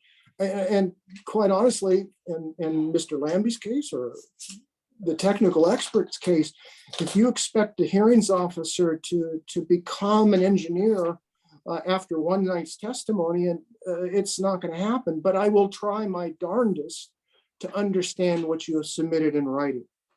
And I will do my best to understand what you did, what you submitted in writing. There were a number of things in Mr. Lambie's testimony that simply went over my head. But Mr. Lambie, I promise you that I'm going to read your memos, however many of them there are, and I will do my best to understand those memos. And that's simply human nature. That's the process. And I respect the process, and I hope you do too. So no, you're going to do your rebuttal during rebuttal, and we will move on to those who have raised their hands and wish to testify in opposition to the Thornburgh applications or in support of the appellant's positions. Thank you, Mr. Katzaroff. Mr. Lashman, we're going to hold you off.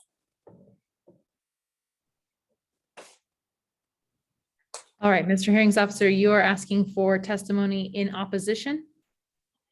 If there's somebody on that unlikely group that's neutral. I have which one member of the never- public in the room I just think I should check with before we jump into the list of participants in Zoom. Are you interested in participating? Nope, he is shaking his head no. So I'm seeing on our list a name, the name is Stout. It's the first on the list. Thank you. We're elevating you to panelist. All right, and please remember to state your name and address for the record.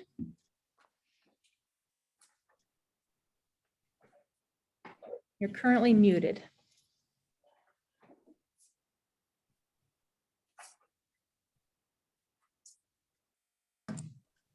Hello. I hear you, but I don't see you. You may want it that way. It's up to you. Oh, well, long as you can hear me, that's the most important part. I can, sir. Would you give me your first and last name, please? Yeah, go ahead. We're going to try to give you a video here. Oh, there you Excellent. are. Hi, my name is Douglas Stout. I'm speaking representing my wife and daughter, Catherine and Stephanie. My address is 66245 Bar Road, Bend, Oregon, 97703. I'm also Okay. speaking and representing the Bend chapter of the Oregon Hunters Association, address PO Box 6618, Bend, Oregon 97708. And also for the Klein Buttes Recreation Association, address 66245 Bar Road, Bend, Oregon 97703. Well, you're on top of it, sir. Thank you. I'd like the following statements to apply to both appeals, please. Thank you. In short, we don't believe in reviewing the applicant's documentation and statements. We do not, the group previously mentioned, do not believe they have met the burden of proof on water usage and especially mitigation. It does not appear even close, even remotely have they satisfied the burden of proof. And therefore, they cannot meet conditions 10 and 38, simply cannot. At this time, we would like to state that we're adamantly opposed to this project due to the previously mentioned reasons. And I would like to ask you, Mr. Hearing Officer, to please consider the wildlife, the fish and wildlife that are at stake here in your decision. Thank you very much. Thank you, sir. Appreciate your testimony. Next on our list is Carol Macbeth. Elevate her.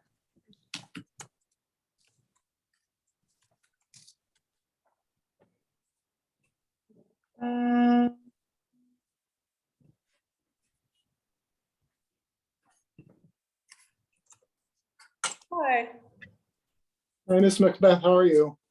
good evening. How are you? My name Fine. is Carol Macbeth, and I'm a staff attorney at Central Oregon Land Watch, where our address is 2843 Northwest Lolo Drive in Bend, Oregon. We're opposed to the application. We urge you to deny it. When you were mentioning that you had heard some of these arguments before, I wanted to point out that in our written testimony this evening, we took a new approach. We have not yet commented on condition 10 in the other proceedings, but I went through it in our testimony here fairly briefly, but I looked at it from the, looking at the text under the PGE gain structure, just like what does condition 10 say? And that might be a way to look at it with fresh eyes and see perhaps what we're saying that as opponents, that condition 10 is requiring documentation, updated documentation for the state water right permit, where documentation means provision of documents in substantiation, and substantiation means proof. So condition 10 is asking for the provision of documents in proof. And when the hearings officer might ask himself, do you have any documents in proof that there's water available now? Well, Mr. Kleiman and Mr. Anuda were remarking that, the taps won't turn on, can't be turned on. That's one thing, but actually if construction were to begin, and if heaven forbid a wildfire should go through, there would be no water to put out those fires. People's lives are at stake.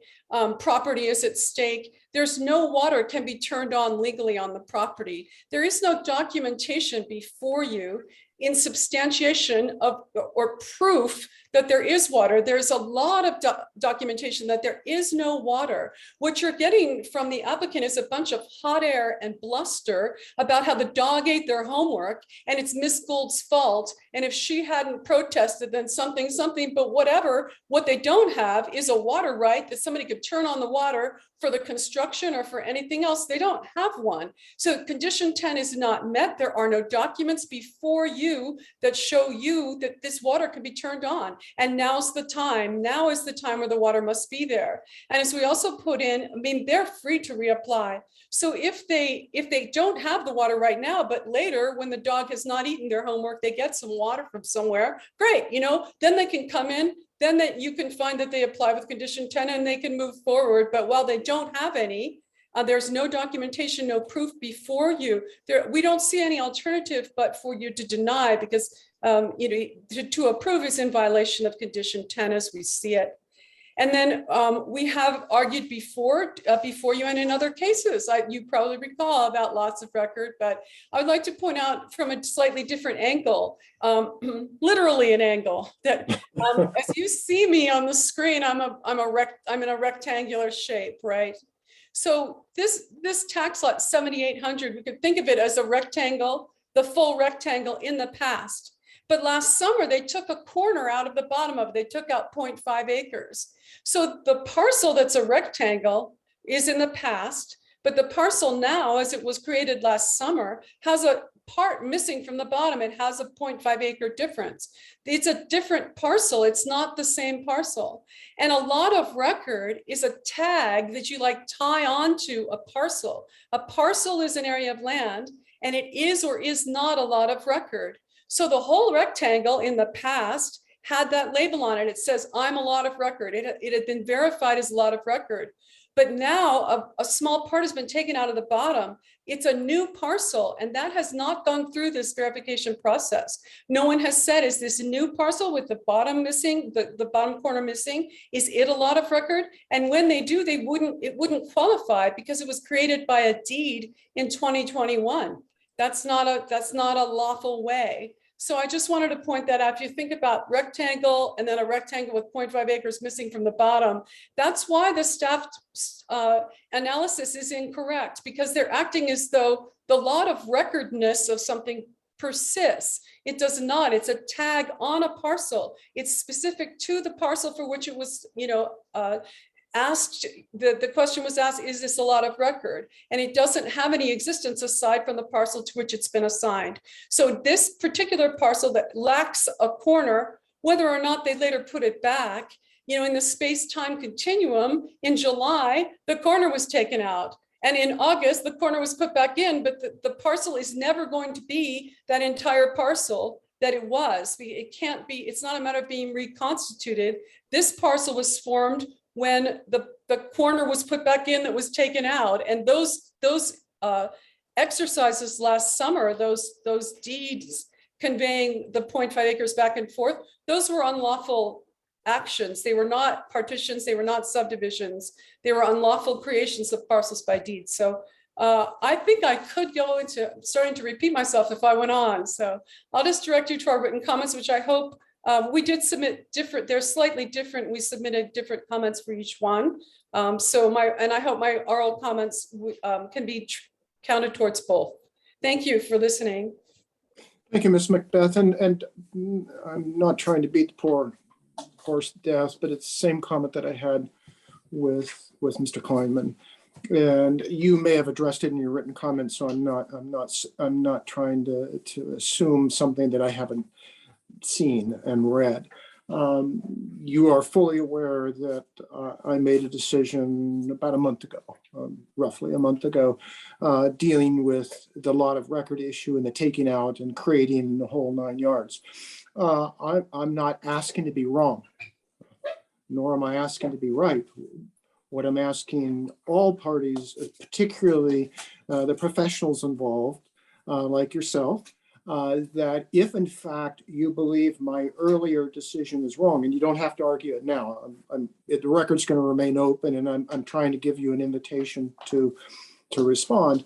But if I was wrong in my decision last month, I need you to direct me to or clarify what in particular points that I made that you believe were legally insufficient or I had incorrect facts. If I did something that you believe is wrong, this is a time and a place to address that. So that's all I'm saying.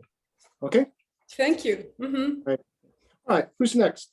Thank you, Mr. Mr. Hearing McCray. Officer, we have Carolyn Wise, and I just want to take a moment to remind others on the list, if you're interested in participating, please raise your hand, even if you've sent staff an email. I see a few names that I'd received emails from.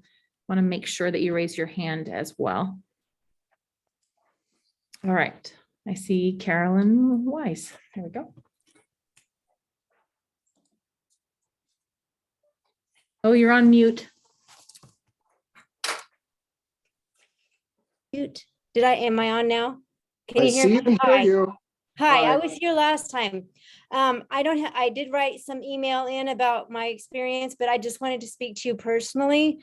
I sometimes feel like you're not hearing us, and so we do have to keep repeating ourselves. And I honestly feel like you've already made this decision in your mind. And I'm sorry if I'm not judging you correctly, but God, this is a beautiful area. There's so many beautiful, the wildlife is incredible. I've heard stories about fish being caught that are full of worms because the water is too warm. There's eagles that are nesting out where they're going to put Thornburgh Resort. Those are going to go. I mean, this is bad for wildlife. I just love this area, and I love the people and the farmers. And there's some beautiful farmers out here. They're going to lose their farms, and they already are. The wells are drying up. So I don't know what it is that we need to do to ask you. Can you please look into your heart and say, God, I love Oregon. I love this area. Can we keep it? Does it have to become a resort? Even if it were, where are the earth-friendly structures? So where are the water-saving techniques? There's so much out there that it could be. So that's my request is, can you open your heart a little bit more, maybe?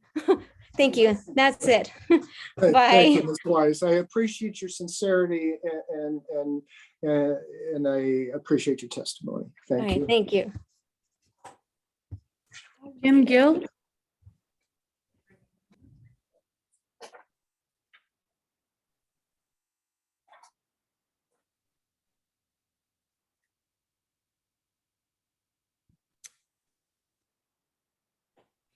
Hello, my name is Nunzi Gould. Can you hear me?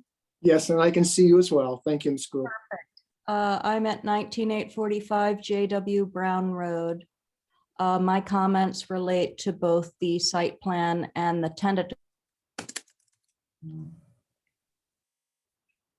And I appreciate simplicity brought at today's hearing of a complex issue related to water.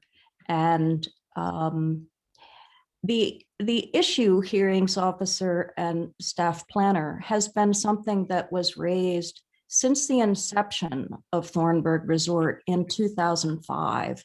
So this issue is not a new issue. It was raised very determinedly in 2008 when the fancy new hearings room was established there at the Boynes and Sawyer meeting room, and the connection with the Wild and Scenic River and the State Scenic River, which is where Deep Canyon Creek confluences with the Deschutes River. It would confluence more fully if it had its water rights, and it would confluence more fully if both ponds that are in Deep Canyon Creek that are part of the Fish and Wildlife Plan to be removed were actually removed. And those have not occurred. My interest in testifying today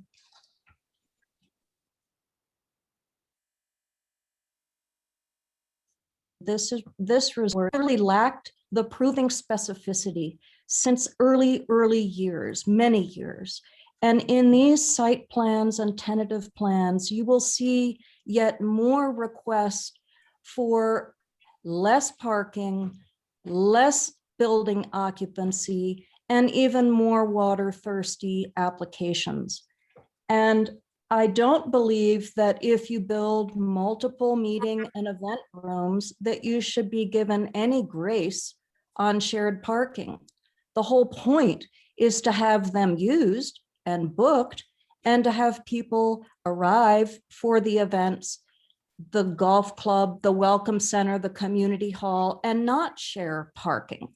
So I really would encourage the staff to be thinking about a successful resort, if it actually can happen, that it have all the parking that it needs. And as we know, this place is in the middle of no transit, no shared bus system, no pedestrian or bicycle routes. This is in rural Deschutes County. It is many miles from the city of Bend, from the city of Sisters, and also from the city of Redmond. So the notion that people would not be arriving by a vehicle is fictitious. And we need to be sure that parking meets the ADA requirements.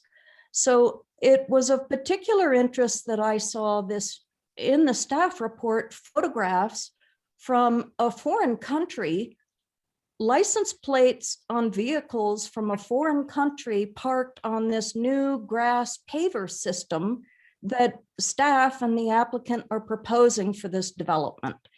And while I get that the photographs are all beautiful color green, green is not what is native to the Thornburgh Resort. The Thornburgh Resort at best has native bunch grass. It does not have lawn. It does not look green. Anything that becomes green is using water. And right now there isn't water in this development to be making anything green. So I keep wondering, so what is it exactly that they want to use these green paving devices or failed plastic parking products that the county has not been able to use on their own roadways in rural Tumalo? And I'm thinking that the reason they're trying to do this is so they don't have to show the stormwater swales in their site plans. That's the runoff from your parking lot. That's the runoff from your asphalt. Those are very important things on a site plan and a tentative plan. And it isn't because they're trying to preserve native vegetation. That isn't the reason. They do not want to be beholden to the full amount of parking that each of these golf club welcomes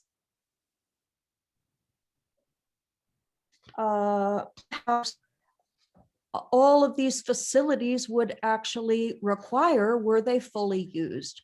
So we need to have parking that works for the ADA. That's not this green concrete stuff that requires water. We need to have an asphalt parking where you can snow remove in the wintertime that meets ADA and have the appropriate stormwater swales in these site plans today.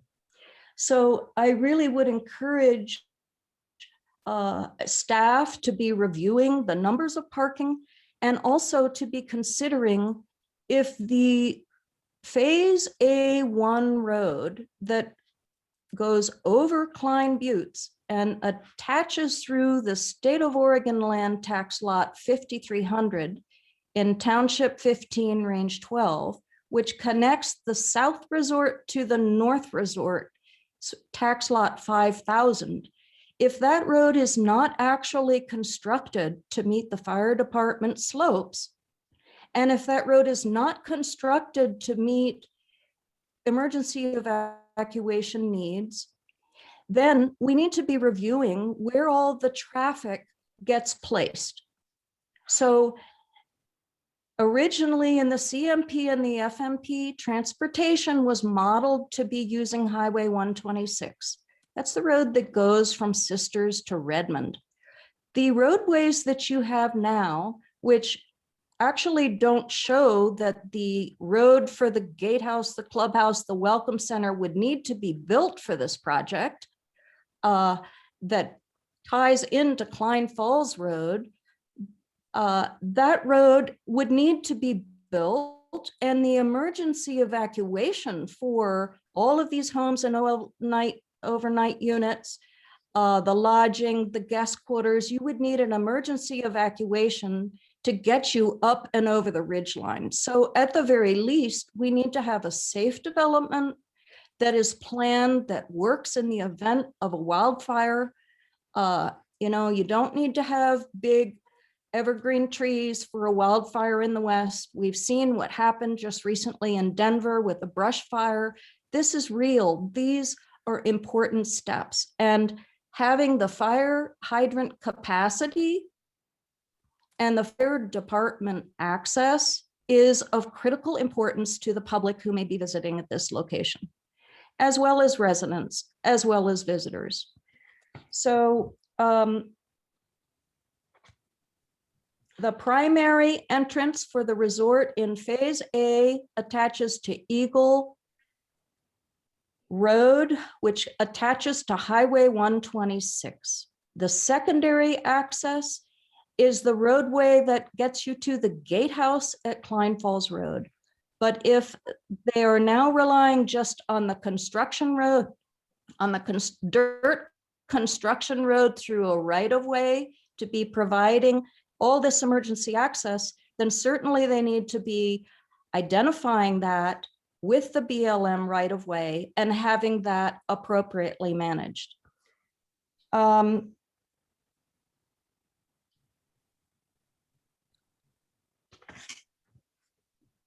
So I think I'll leave my comments to that.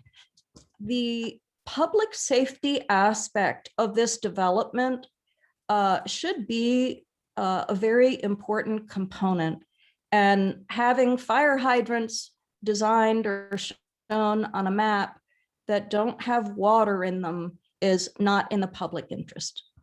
Thank you. Thank you, ma'am. I appreciate your testimony. Ruby Swanson. Thank you.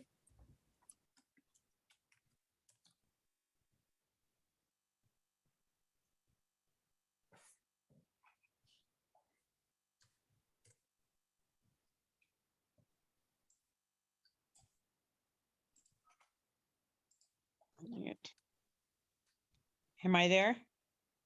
I hear you. I do not see you. Okay, it wouldn't be a surprise.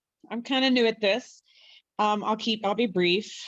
There's many residents in Bend I'm supporting our. Would you give me your full Oh, I'm name and your address, please? Yeah, I'm sorry. My name is Ruby Swanson, 60451 Umatilla Circle. That's in Bend, 02.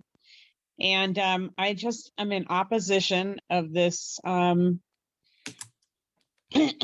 resort that's going in, mainly based on the fact that we are in a drought and it's not going to get any better. And we have climate change going on that's crazy. I think it's foolhardy, just a foolish waste of time and money to be doing this. It's pretty simple to me. I haven't seen anything in my eyes I've lived in Bend since 1990. And I'm just really surprised about all the irresponsible planning and development in Bend. And it's not just me.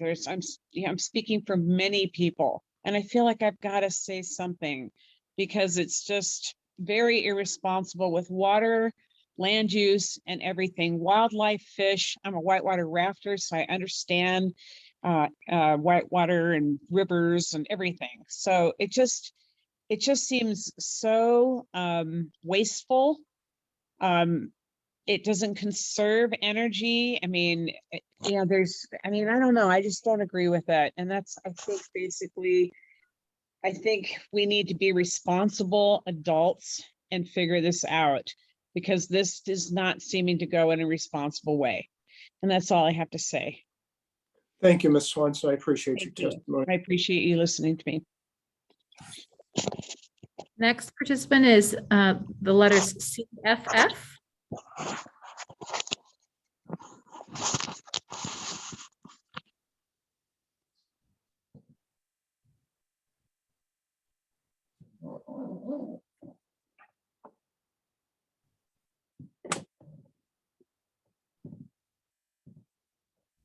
Yes, hello. Sorry for the delay. Can you hear me?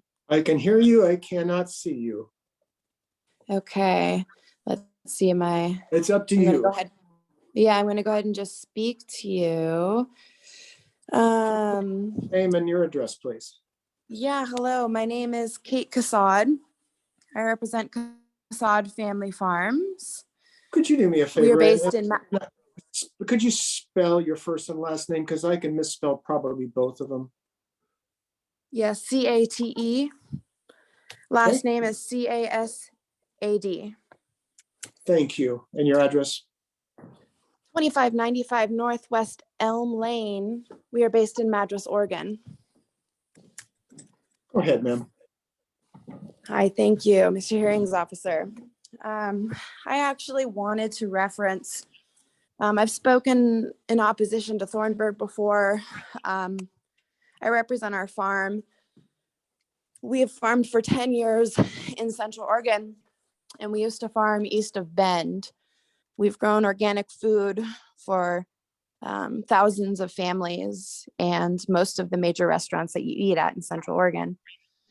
In 2017, we moved our farm to Madras because the opportunity to grow more food was expanding, and we couldn't find contingent farmland in the Bend area. So we moved to Madras in order to grow more food. In moving to Madras, we went from being senior water rights holders to being junior water rights holders. And we've seen the effect of the drought very significantly. This year in 2021, while we paid for 100% of our water rights, we only received 30%. And the way that those work is you pay for 100%, even though you're only delivered 30.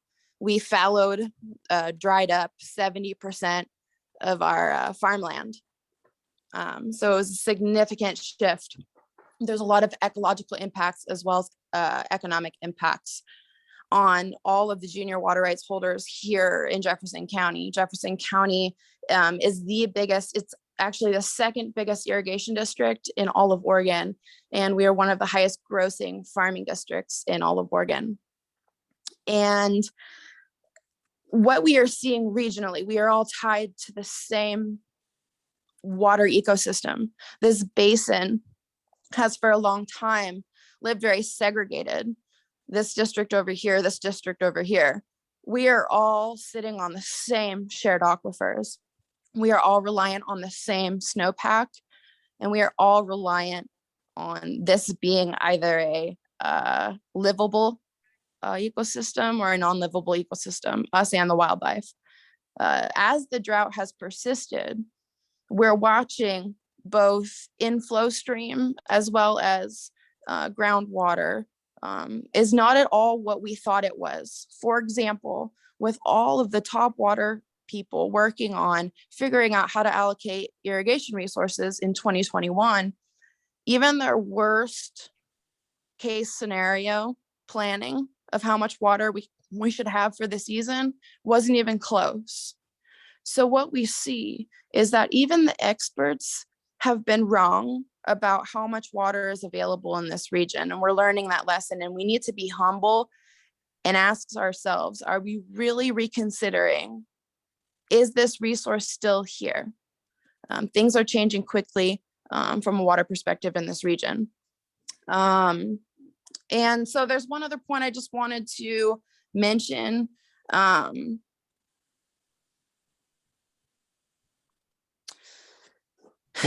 Deschutes County has a comprehensive plan, in which it states the following goals and policies. Goal 1 is to preserve and maintain agricultural lands and the agricultural industry. I won't go into reading the policies that are listed below that, but it is not actually contingent with the county's comprehensive plan to preserve and maintain agricultural lands and the agricultural industry. When the very proposal of this development further threatens the single resource you need to be an agriculturalist in the desert is water. I think that I, like you, cannot become an engineer overnight, but I'm listening to so many experts from the farming perspective to the wildlife perspective. They all agree, including the most recent Oregon Department of Fish and Wildlife statement as of November of 2021. They seriously call into question whether or not there is actually anywhere near the amount of mitigation water that they would need to meet the conditions of approval. So thank you for listening. It's an honor to be a farmer in Central Oregon. It's an honor to grow food for this region. I sincerely hope that you, Mr. Hearings Officer, and the Deschutes County planners really understand what's at stake for the agricultural community here in Central Oregon, and over allocation of a resource that is not there, mitigation water that is not there. You don't just threaten the wildlife, you threaten the very livelihoods of farmers and ranchers in Central Oregon. Thank you for caring for us as much as we care for you.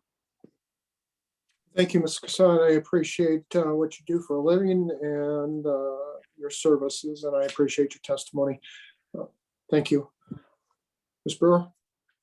I don't see any other hands raised, but I did receive an email from Paul Lipscomb intending to testify this evening. I hate to put you on the spot, Mr. Lipscomb, but if you are interested, please raise your hand and we'll elevate you. And I usually receive a request from David Arnold, whose name I also see, and your hand is not up. So I just put you both on the spot. If you are interested, please raise your hand and we will elevate you. I see David's hand has just gone up. We'll elevate you over. Thank you. And so did Paul. That's great.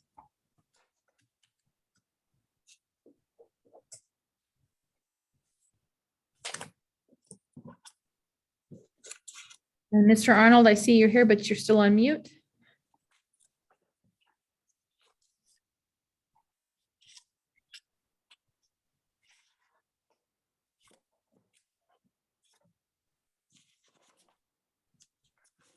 I think we're ready for you. Can't hear you. If you're participating by phone, you may need to dial *6. Doesn't look like you're by phone, but just in case. Oh, we can see you, but we cannot hear you.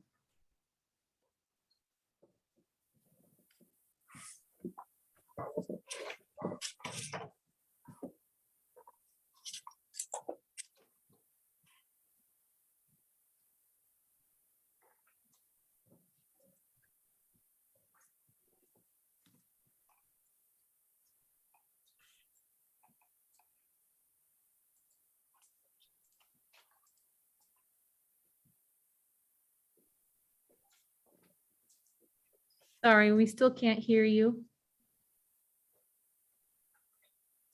If it's all right, we can skip to Paul Lipscomb and come back to you.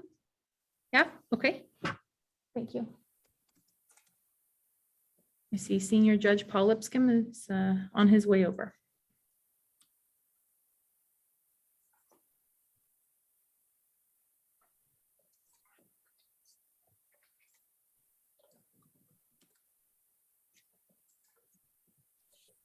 Processing.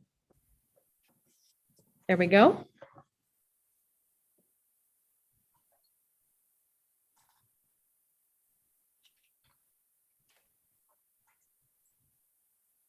Hello, this is Paul Lipscomb. Your Honor, I can hear you, but I can't see you. That's probably just as well. Well, I don't think so. I'm getting ready for a medical procedure tomorrow, and so that's the reason I changed my mind about speaking. But I also wanted to say that I heard and understood what you said about written comments. And I hope that you'll read the comments that I submitted of a legal nature as to the change in circumstances by the urban growth boundary of Bend, now including more than 100,000 people by every measure. And that's really my point here. And I'm not going to belabor it because it's very well covered in my brief. So thank you for the opportunity, and good luck with your decision. Judge Lipscomb, just to make sure, I don't know if you gave us your address. That's one. And let me interrupt one more time. I just want you to be aware that I did receive or did print off and review a copy of your December 8th, 2021 memorandum. So I have in fact reviewed it. As I'm sure you would say from the bench, I have not made a decision based on that document alone, but I have in fact reviewed it. Thank you. And your address, please? P.O. Box 579, Sisters, Oregon. Thank you, sir. Good luck in your procedure. Mr. Arnold available? Can you hear me now? I can even see you. Holy cow. Well, I too just returned from a surgical procedure today, so you'll have to forgive my uncombed hair. My comments were due to the water, and I believe that Nunzi Gould's attorneys presented the case that I would have talked about. So I just support their conversation with you on the issues with water and the drought that we're here in Central Oregon. So once again, and my name is David Arnold, 19830 Canarn Road, Bend, Oregon, 97703. I thank you for your testimony, sir. I wish you best in your recovery. All right, Mr. Hearings Officer, I do not see any other hands raised. All right. As I indicated in my opening comments, Ms. Brewer, if you'd like to take this opportunity to give any comments, you may. I know that the normal procedure is to have you go last, and I will give you another opportunity if both or if the applicant's comments or rebuttal trigger something you want to say. So I'm not trying to exclude you from saying whatever it is you want to say. I appreciate that very much. I don't have anything to add, and neither does Will Groves, who's seated behind me. All right, thank you. Mr. Katsaroff. He's on his way.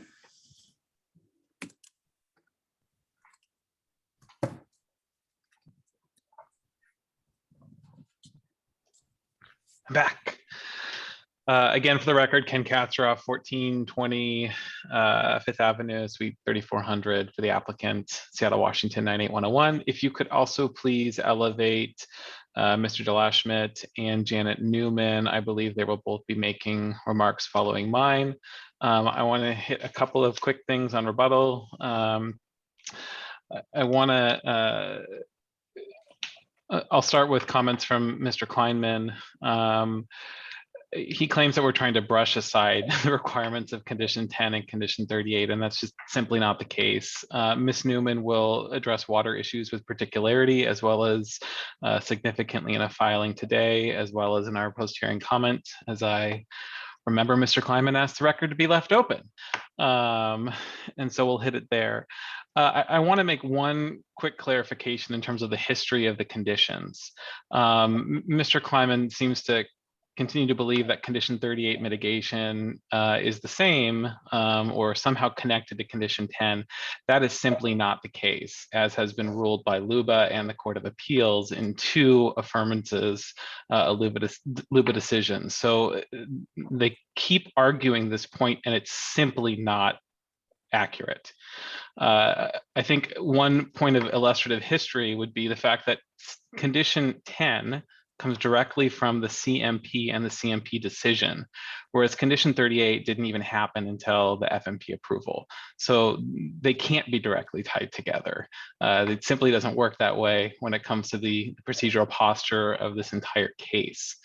They continue to argue that we don't have water. Again, we are going to address that. Ms. Newman will, and in later filings. I want to be clear with regards to Mr. Lambie. There's a lot of discussion about dropping wells, in theory anyway, as well as flow standards. And that, I'm sorry to say, is almost irrelevant. In this case, it has been determined, which is the only measure we have under the law, that it's the water rights themselves that matter. There is no minimum flow requirement contained in any of the approval documents or the conditions. So that's an important point to say here. This is about water rights certificates. And I'm going to use the word that seems to be a dirty word for Mr. Nuda, which is that would be a collateral attack. And the only reason that that matters and that posture matters about a collateral attack is issues that were conclusively decided, like this issue in the FMP, it would be a collateral attack to determine otherwise. It's not a collateral attack when it comes to a specific decision that's new or a new issue or something that wasn't addressed by the FMP, but something like a water right certificate versus flow is in fact something that was decided before and can't be collaterally attacked at this time. Mr. Lambie as well as Mr. Nuda seem to believe that there is some sort of agreement with Oregon Department of Fish and Wildlife. Mr. Kleiman said the same. That is simply not the case. There is no agreement with ODF&W, and there is no requirement for us to have an agreement with ODF&W. So I just want to be clear here. There isn't an interest of ODF&W that Thornburgh is required to meet. And if they can show us some sort of agreement, we'd happily address it, but there isn't one. One last thing, Mr. Anuda seems to believe that I'm not quite sure, that Big Falls Ranch might be still pumping water that Thornburgh controls. I'm not quite sure how that would occur. And if they were doing so, that would be an issue for Big Falls Ranch and the water master to determine, not for Thornburgh. It's our water now, and Big Falls Ranch cannot legally pump it. So I'll leave that there. One last point I would make, there seems to be a new narrative forming about this is the last stop. Well, we've heard that in a couple of proceedings now, and that for some reason, the site plan is the time that must happen. But as I think all of at least the folks that do quite a bit of these land use hearings or land use procedures know, even if it is a building permit stage or a plat stage, for example, that's not going to get sign off unless all the infrastructure is actually there, and that includes water. And so I point that out in that will have to occur again later. So we have the water, we can prove that we have the water. And even if there was a question, a land use approval, a site plan and a plat won't get final approval unless and until that infrastructure exists. So this is not the last stage, as they argue every time. So I just throw that out there as well. With that, I would love it if Ms. Newman would like to speak with particularity on water, although I would be happy to answer any questions that the hearings officer has of me.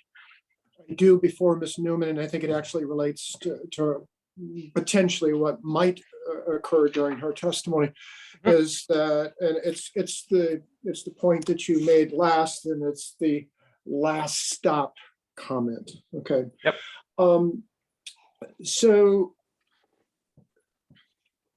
I know how I've ruled with respect to condition 10 and 38 in prior decisions. Mm-hmm. And I'm sure you noted, probably twitching a bit, my comments to Mr. Kleinman regarding if I'm wrong, point out where I'm wrong, show me where I'm wrong in those earlier decisions. And that may not have been a welcome comment on your part, but that's the part that you get to live with. What does, I think I put him on the spot as well as Miss Macbeth, and saying, look, I mean, show me what is really different than these prior arguments. And the one thing that I'm going to put you on the spot, and perhaps Miss Newman, is I think relates to this last stop issue, is that if in fact, in a hypothetical sense, that Thornburgh didn't have the ability to turn on the tap, using the language, who does what and how? In other words, what stops? Because you have to understand, in my position, I am concerned about everyone who testified here. They all have an equal right, including you. But I also am concerned that any decision that I make places the county in a position that they have to exercise an action or something similar to that, and simply say, we've got to bring a lawsuit, we've got to bring an injunction, we've got to initiate a code enforcement proceeding. And I'm not knocking the county's code enforcement process, but for almost 19 years, I was the chief code enforcement hearings officer for the city of Portland. And I will tell you quite candidly that the code enforcement process is fraught with problems that force it to be fairly ineffective in a lot of cases. So I am actually concerned about the last stop comment. And it seems to me incumbent upon the applicant to give me better information about how logistically is that dealt with, if it's not dealt with in this proceeding, keeping in mind that I've already made rulings in a couple prior cases that potentially could put me at odds if in fact I said, this is the last stop, therefore let's re-investigate, let's reconsider the entire water issue. Okay. All right, I'll make 2 points, and then if Jan wants to jump in, great. So the first point I would make is in our last briefing in the last case, which is included in this record now, I submitted it. There's an entire section about enforcement by Oregon Water Resources Department. And I'll note that OWRD has plenary authority when it comes to water, including the water master having the ability to actually arrest an illegal water user. So should we turn on the tap, so to speak, and the department all of a sudden changes its mind that we have a valid water right, then they can literally arrest our principal, shut off the water, civil and criminal penalties. So this is not incumbent upon the county at all. It's incumbent upon the Oregon Water Resources Department that is the arbiter of water rights. So I'll leave that there. And then the second point just went out of my head. And so if it comes back, I will let you know, or I'll put it in writing. Miss Newman, you're up. Thank you. Can you hear me, Your Honor? I can. Okay. Identify yourself. Yes, I'm Janet Newman, the water rights attorney for the applicant. I'm at the Tonkin Tort Firm, TONKON TORP, 888 Southwest 5th Avenue in Suite 1600, Portland, 97204. I submitted, well, first of all, my testimony goes to both files here tonight. Thank you. And I did submit written comments today, so I will only hit the high points and you will see those. And I will note that the letter that I did submit today addressed several of the issues that Mr. Anuda and Mr. Lambie and Mr. Kleinman raised tonight. And it's not because we're psychic, it's because those issues have come up every single time. So it was not difficult to anticipate what their arguments might be. And by the same token, those arguments have also been addressed in our previous submissions, including the final argument on the last round of appeals that you made your decisions on. And as appropriate in the open records period, we will come back and sort of identify specific points so that you can refer back to them and see where we address those things. I just want to mention a couple of things. The issue of timing, and this goes to your question just now to Mr. Katsaroff as well. There are conditions on the land in the land use process. The county does not have control over the water. It doesn't have jurisdiction over water rights or water decisions. So it is appropriately conditioned the final master plan and other county approvals on documentation and information from the applicant that they have what they need. This is not, for the reasons that Mr. Katsaroff just described, this is not the last stop. I mean, the last stop in terms of water is the Water Resources Department. However, in terms of the information requirement and documentation requirement of condition 10, we have argued and demonstrated numerous times throughout these land use processes that currently the applicant has an existing valid water rights permit for the full water needs of the Thornburgh project. It is not expired because water rights don't expire as of their own terms. Before the expiration date, the applicant submitted an extension application, and that was ultimately, that extension application has been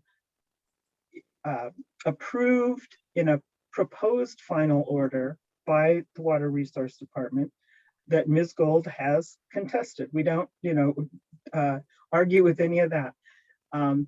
Until that contested case is resolved, and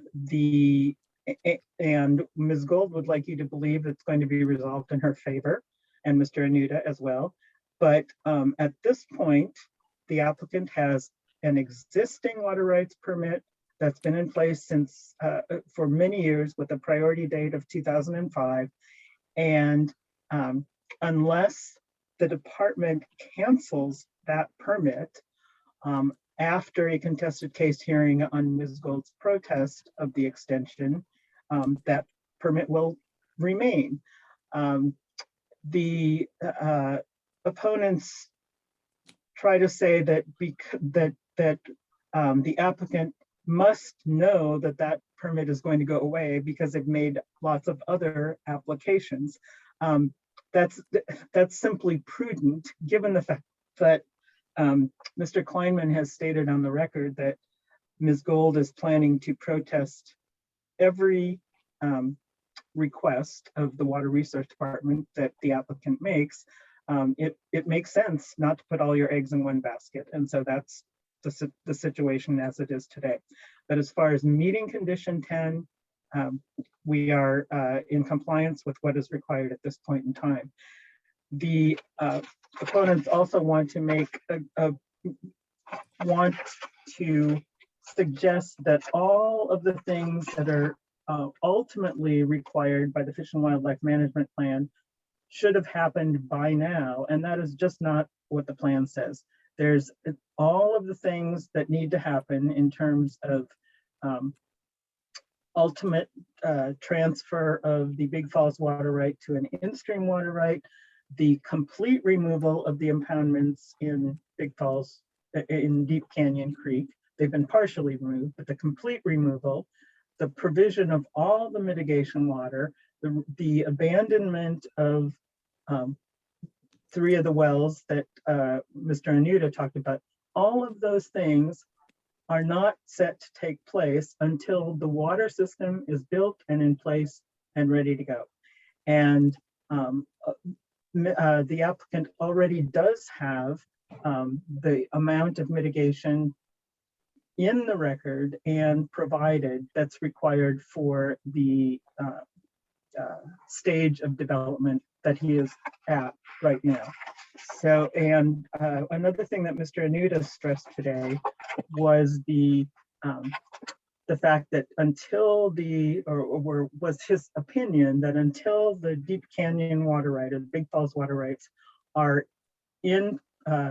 protected in stream in an in-stream water right, somebody else is gonna, all kinds of other people can take that water. This is addressed in the letter that I submitted today because we anticipated that they would make this argument again. And there's only one water right holder between Big Falls Ranch and Lake Billy Chinook. That is a segment of the river where flows are gaining in the river because of discharge from groundwater. And the one other water right is for 3 cubic feet per second. So all of this panic about other water users who are going to be able to take the Big Falls water right, that's not being used right now, that's just not true. And that's explained in the letter I submitted today. The other thing that we have addressed numerous times is the point that the Big Falls Ranch water rights are not being diverted from Deep Canyon Creek right now. I mean, and Mr. Lambie's, theoretical argument about what's going to happen when certain wells draw down to certain elevations and springs are, the hydraulic head, all of his technical explanations. We've dealt with those in previous submissions. We'll deal with them again during the open record period. But basically, the fact of the matter is there is water flowing in Deep Canyon Creek. We've had photographs of it in previous submissions, and the 5.5 CFS that Big Falls Ranch was diverting from the creek as surface water flow previously, they are no longer doing that. They are diverting some water from the groundwater for their other water rights and for a portion of the transfer of the Deep Canyon Creek surface water rights. But the portion that has been conveyed to the applicant, to Central Land and Cattle, is not being used either by Central Land and Cattle at this moment or by Big Falls Ranch. So that is the water that is flowing in Deep Canyon Creek, even though that mitigation is not yet technically, legally, or physically required under the Fish and Wildlife Management Plan. So I will leave it at that. I know that you will read the comments I submitted today, and we will address some of these other issues in the open record period. But in conclusion, I'll just say that nothing that we heard tonight about the water issues are new issues. They've all been, these arguments have all been made before, and we've addressed them all before, and we'll point out how we've addressed them the next time around. Thank you, Mr. Newman. Have no questions. Thank you. Mr. Glassschmidt?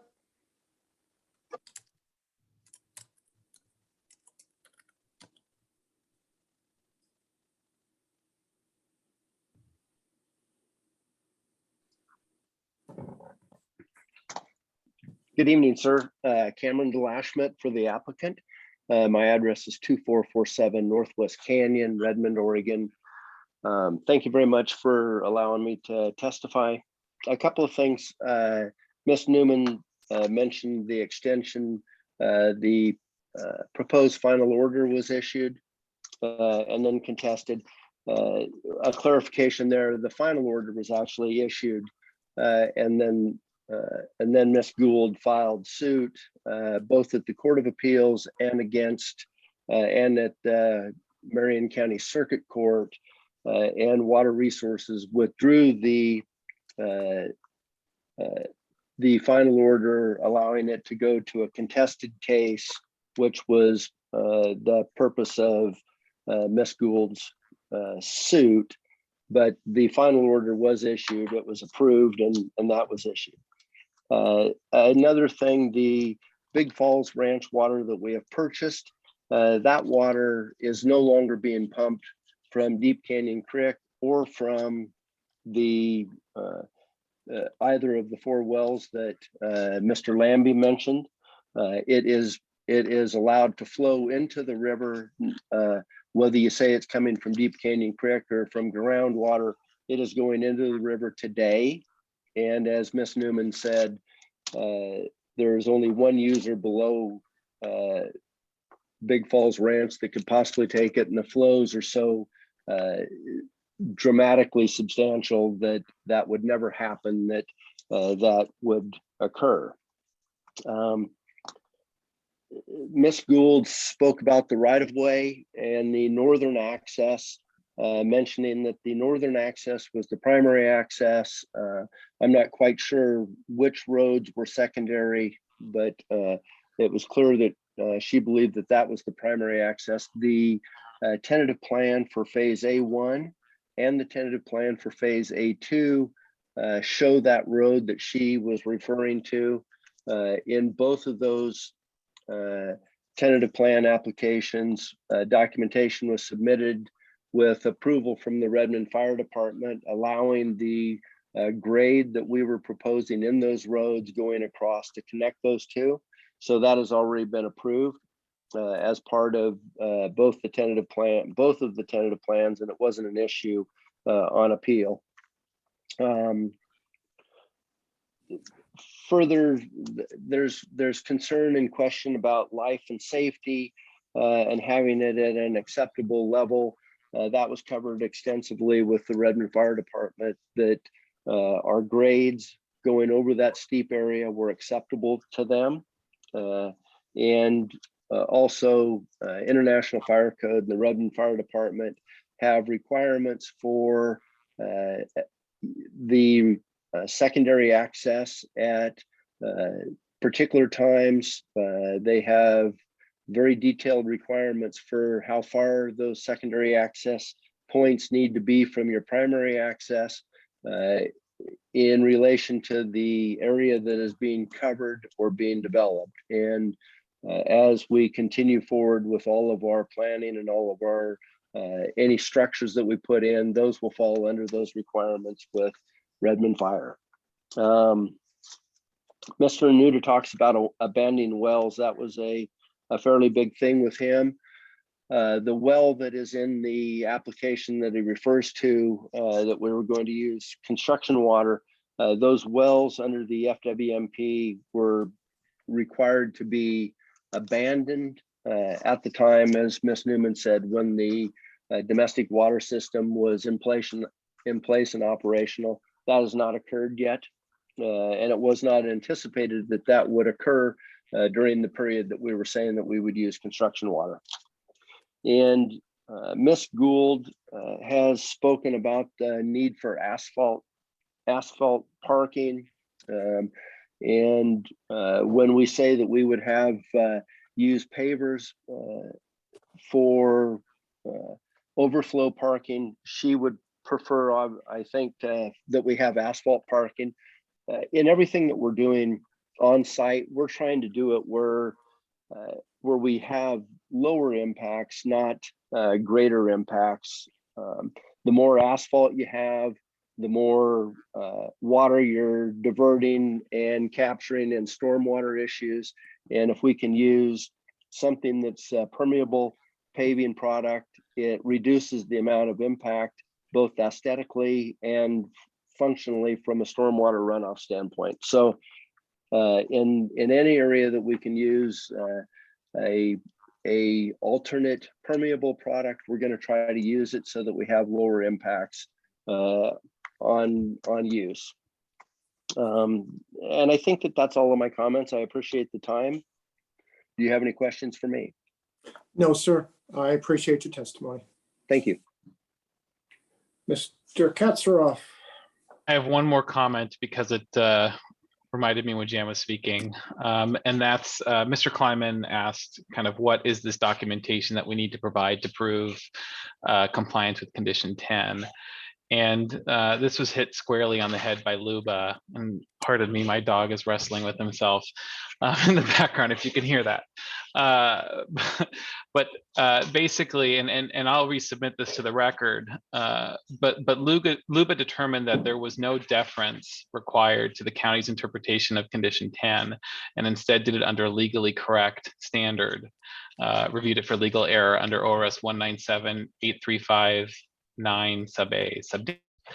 In any event, what they determined is that we conclude that the county did, this is the quote, sorry, we conclude that the county did not err in finding that condition 10 is satisfied by documentation that permit G17036 is not canceled, an accounting of the mitigation water needed, end quote. So applicant has again provided that same documentation that was reviewed for legal error previously. And so logic would say that the same decision, the same finding would also be proper in this case. So I just wanted to read that because it speaks directly to the appellant's question of which documentation, and Lub has already ruled on that. So with that, I don't have anything else to add, and I very much appreciate your time. Thank you. Anything else from staff? Just if you wouldn't mind, sir, confirming that the applicant is in agreement with the post-hearing period before we leave tonight. Mr. Katsaroff? 7, 7, and 7 sounds fine with us. Thank you. Thank you. Oh, I do have one question though. I'm sorry. Do we have any change in procedure based upon one email is fine as long as we reference both records? Is that what I understood in terms of filing written comments? That's acceptable to me. And let me just confirm that with Ms. Brewer. Yes, that's acceptable. Okay. Thank you. All right. Mr. Kleinman, I'm not trying to ignore you, but I don't legally have to give you a final word. I'm going to assume unless you're adamant that you'll provide me with whatever comments you have regarding all the applicant rebuttal in your during the open record period. So unless you raise your hand and shake it, I guess I'm going to move on to the dates and times. I did not. Okay, thank you. All Yeah. right, so the record will remain open. It will remain open until 5 o'clock on January 11th, 2022 for new evidence. Just want to point out that the office hours for the county have changed. It's now 4 o'clock. We recently codified that change, so just make sure that's clear. Okay, I'll have you reiterate that during the logistics part. Thank you. Sure, no problem. So the 11th will be the deadline for new evidence, the 18th for rebuttal evidence, or responsive evidence, I like better, and the 25th for applicants rebuttal or final argument. Those dates acceptable to you, Mr. Katsaroff? We'll have to elevate him. Okay. Bringing him over again.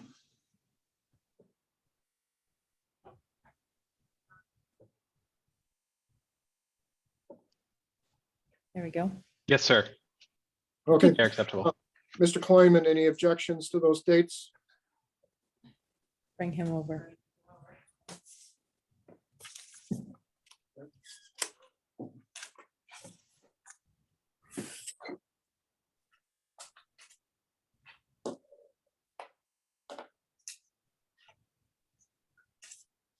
All right. No objection. Thank you.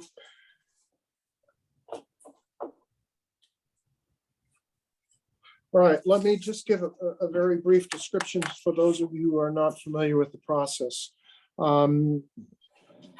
Until 4 o'clock, which I'll have Ms. Brewer reiterate, but apparently at 4 o'clock on January 11th, anyone, whether they're here testifying today or not, anyone may submit into the record evidence that they wish me to consider in making my decision.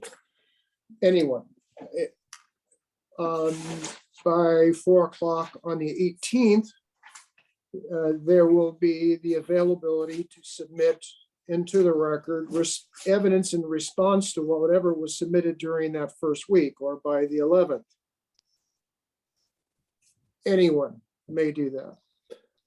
At 4 o'clock on the 25th, the applicant, and only the applicant, may submit a final argument. I've been through this before with Mr. Katsaroff, so I believe he understands that final argument means, as it does in the statute, that there is no new evidence. And I prefer not to be strict on that, but if I see new evidence, I tend not to consider anything in the final argument document.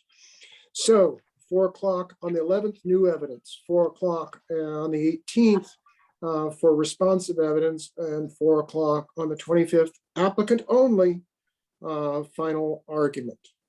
All right, Ms. Brewer, would you please inform those who are still with us how they get information into the record? I'm going to reiterate that if you wish the evidence to be in both files, in fact, I'm just going to let Ms. Brewer, in fact, I want to talk to Ms. Brewer real quick.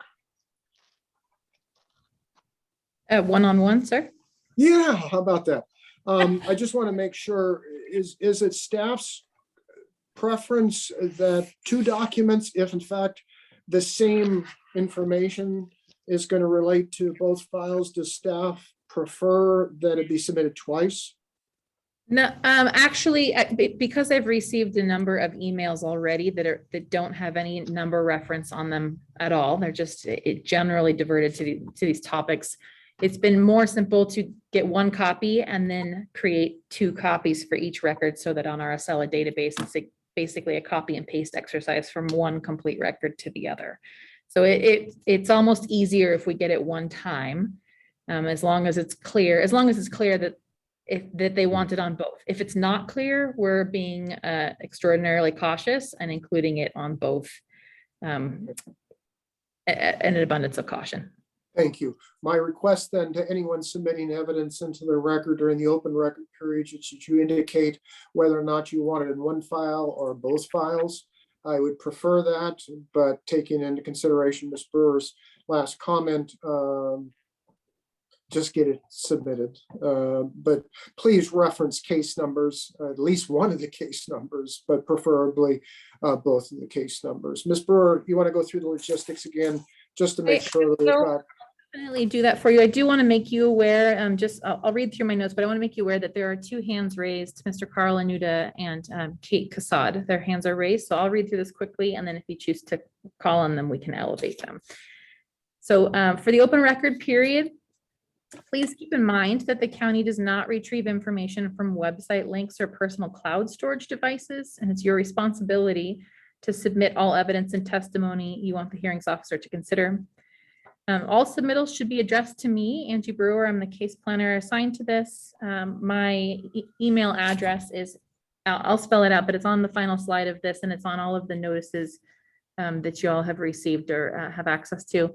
It's Angie, ANGIE .brewer, BREWER @deschutes.org. You obviously can send it to our office address to me. That would be just fine as well. Any email submittals that exceed 20 pages, include color documents, or include any documents that need to be printed at larger than 8.5 by 11, must also be submitted as a hard copy.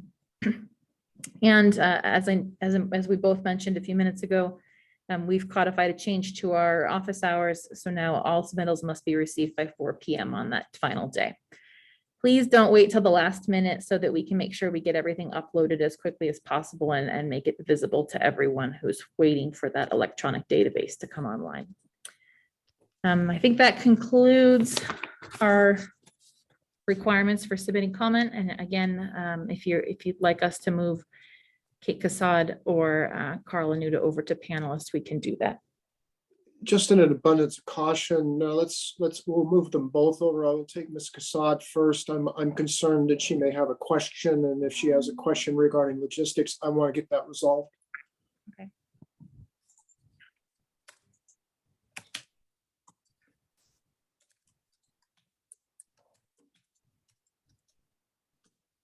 Yes, thank you, Mr. Hearings Officer. It is sort of a question. I'm just trying to, I've been sitting here asking myself really, what is, your position as a hearings officer. I just learned very recently what a hearings officer is. And just correct me if I'm wrong, but it seems like the role of a hearings officer on behalf of the county is to be sure that the county is more or less following its own protocols and codes and rules. Is that correct? Good question. I thought I covered it in the opening comments, but obviously there's too many opening comments and they all get bundled together, and I appreciate it. So let me briefly respond. As a hearings officer, I preside over what's called quasi-judicial hearings. Those are kind of pretty legal-ish kinds of hearings. And I make decisions, and my decisions are mandated to follow relevant laws. So that's why in these particular cases, probably more than most cases that I'm involved with as a hearings officer, we have lawyers on both sides, and those lawyers are supposed to identify for me what they believe to be the relevant laws and rules that apply to this case. And then I take whatever the evidence that comes into the record, your testimony included, I take that evidence and see whether or not it applies and how it applies to the relevant laws and rules to the case. So that's kind of the technical approach. Let me tell you the practical approach. And often in hearings, and I didn't do it this evening, but often in hearings, part of my comments when I talk about the role of a hearings officer is to say that I am limited to only those relevant laws and rules. I can't make up laws or rules. I can't exclude relevant laws or rules. And in some cases, what may seem generally right or wrong, but contrary to those relevant laws or rules, I'm forced to follow the laws and rules that apply. So I don't get to do what I want to do in a lot of cases, and I'm not implying that in this particular case.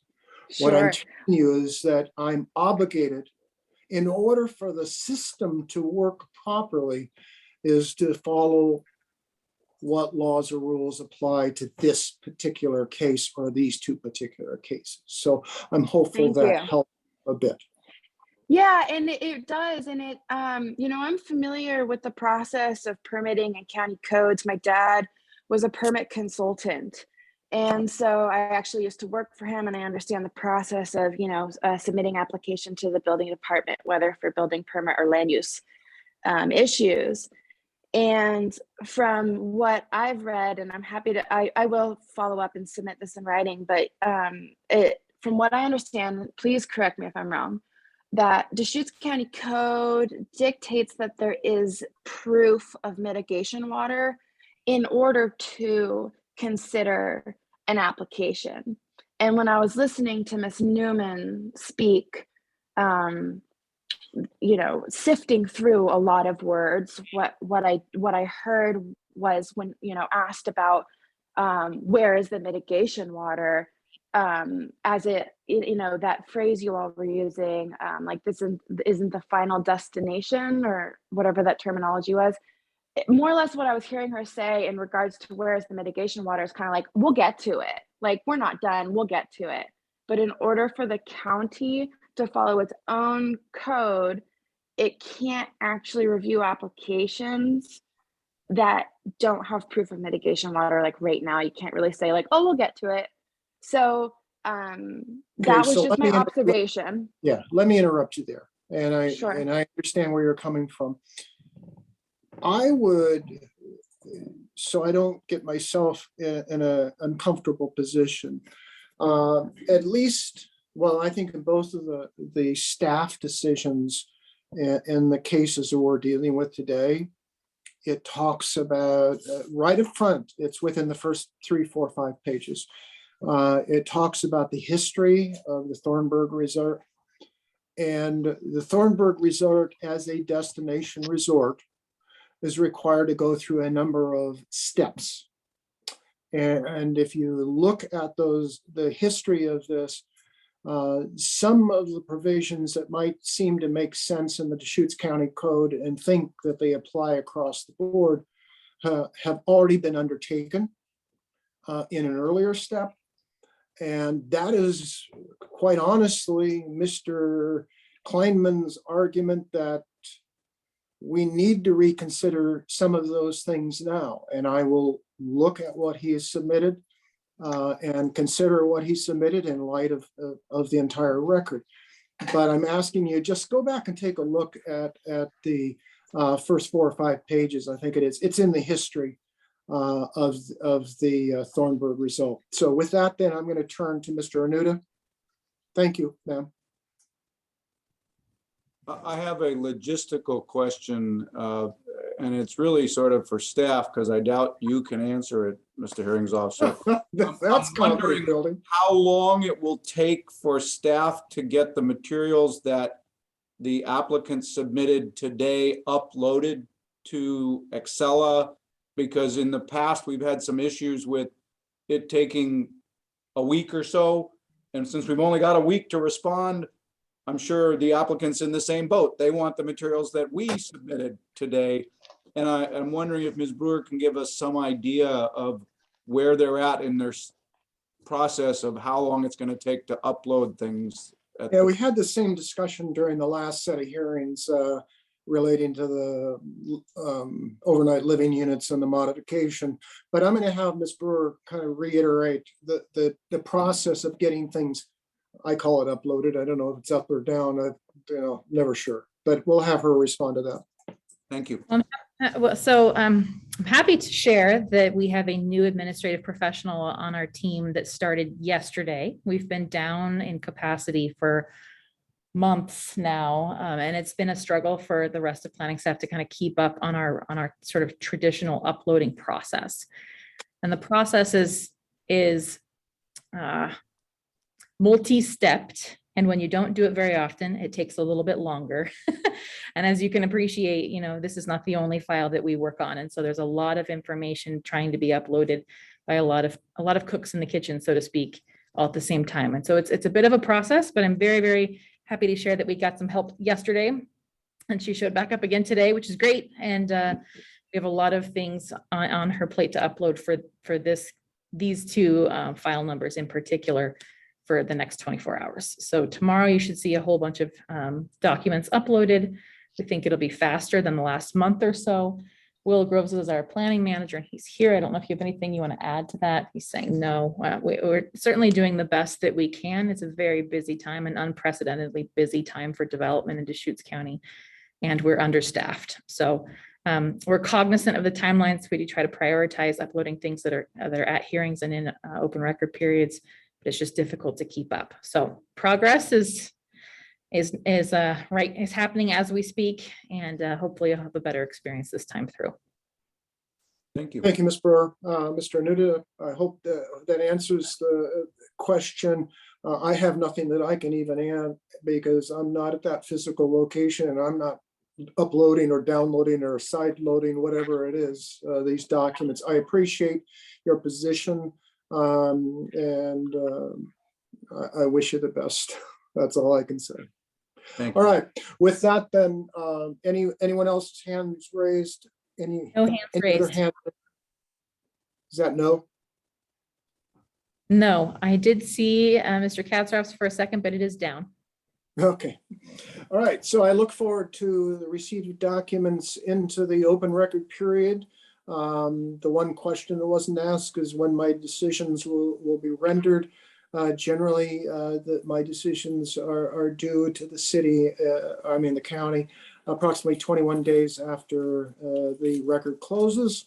And I'm not good at math. So I'll let you figure out when that is, but that's when you might be looking forward or not to receipt of the decision. I appreciate everyone who testified today. I appreciate the respect shown.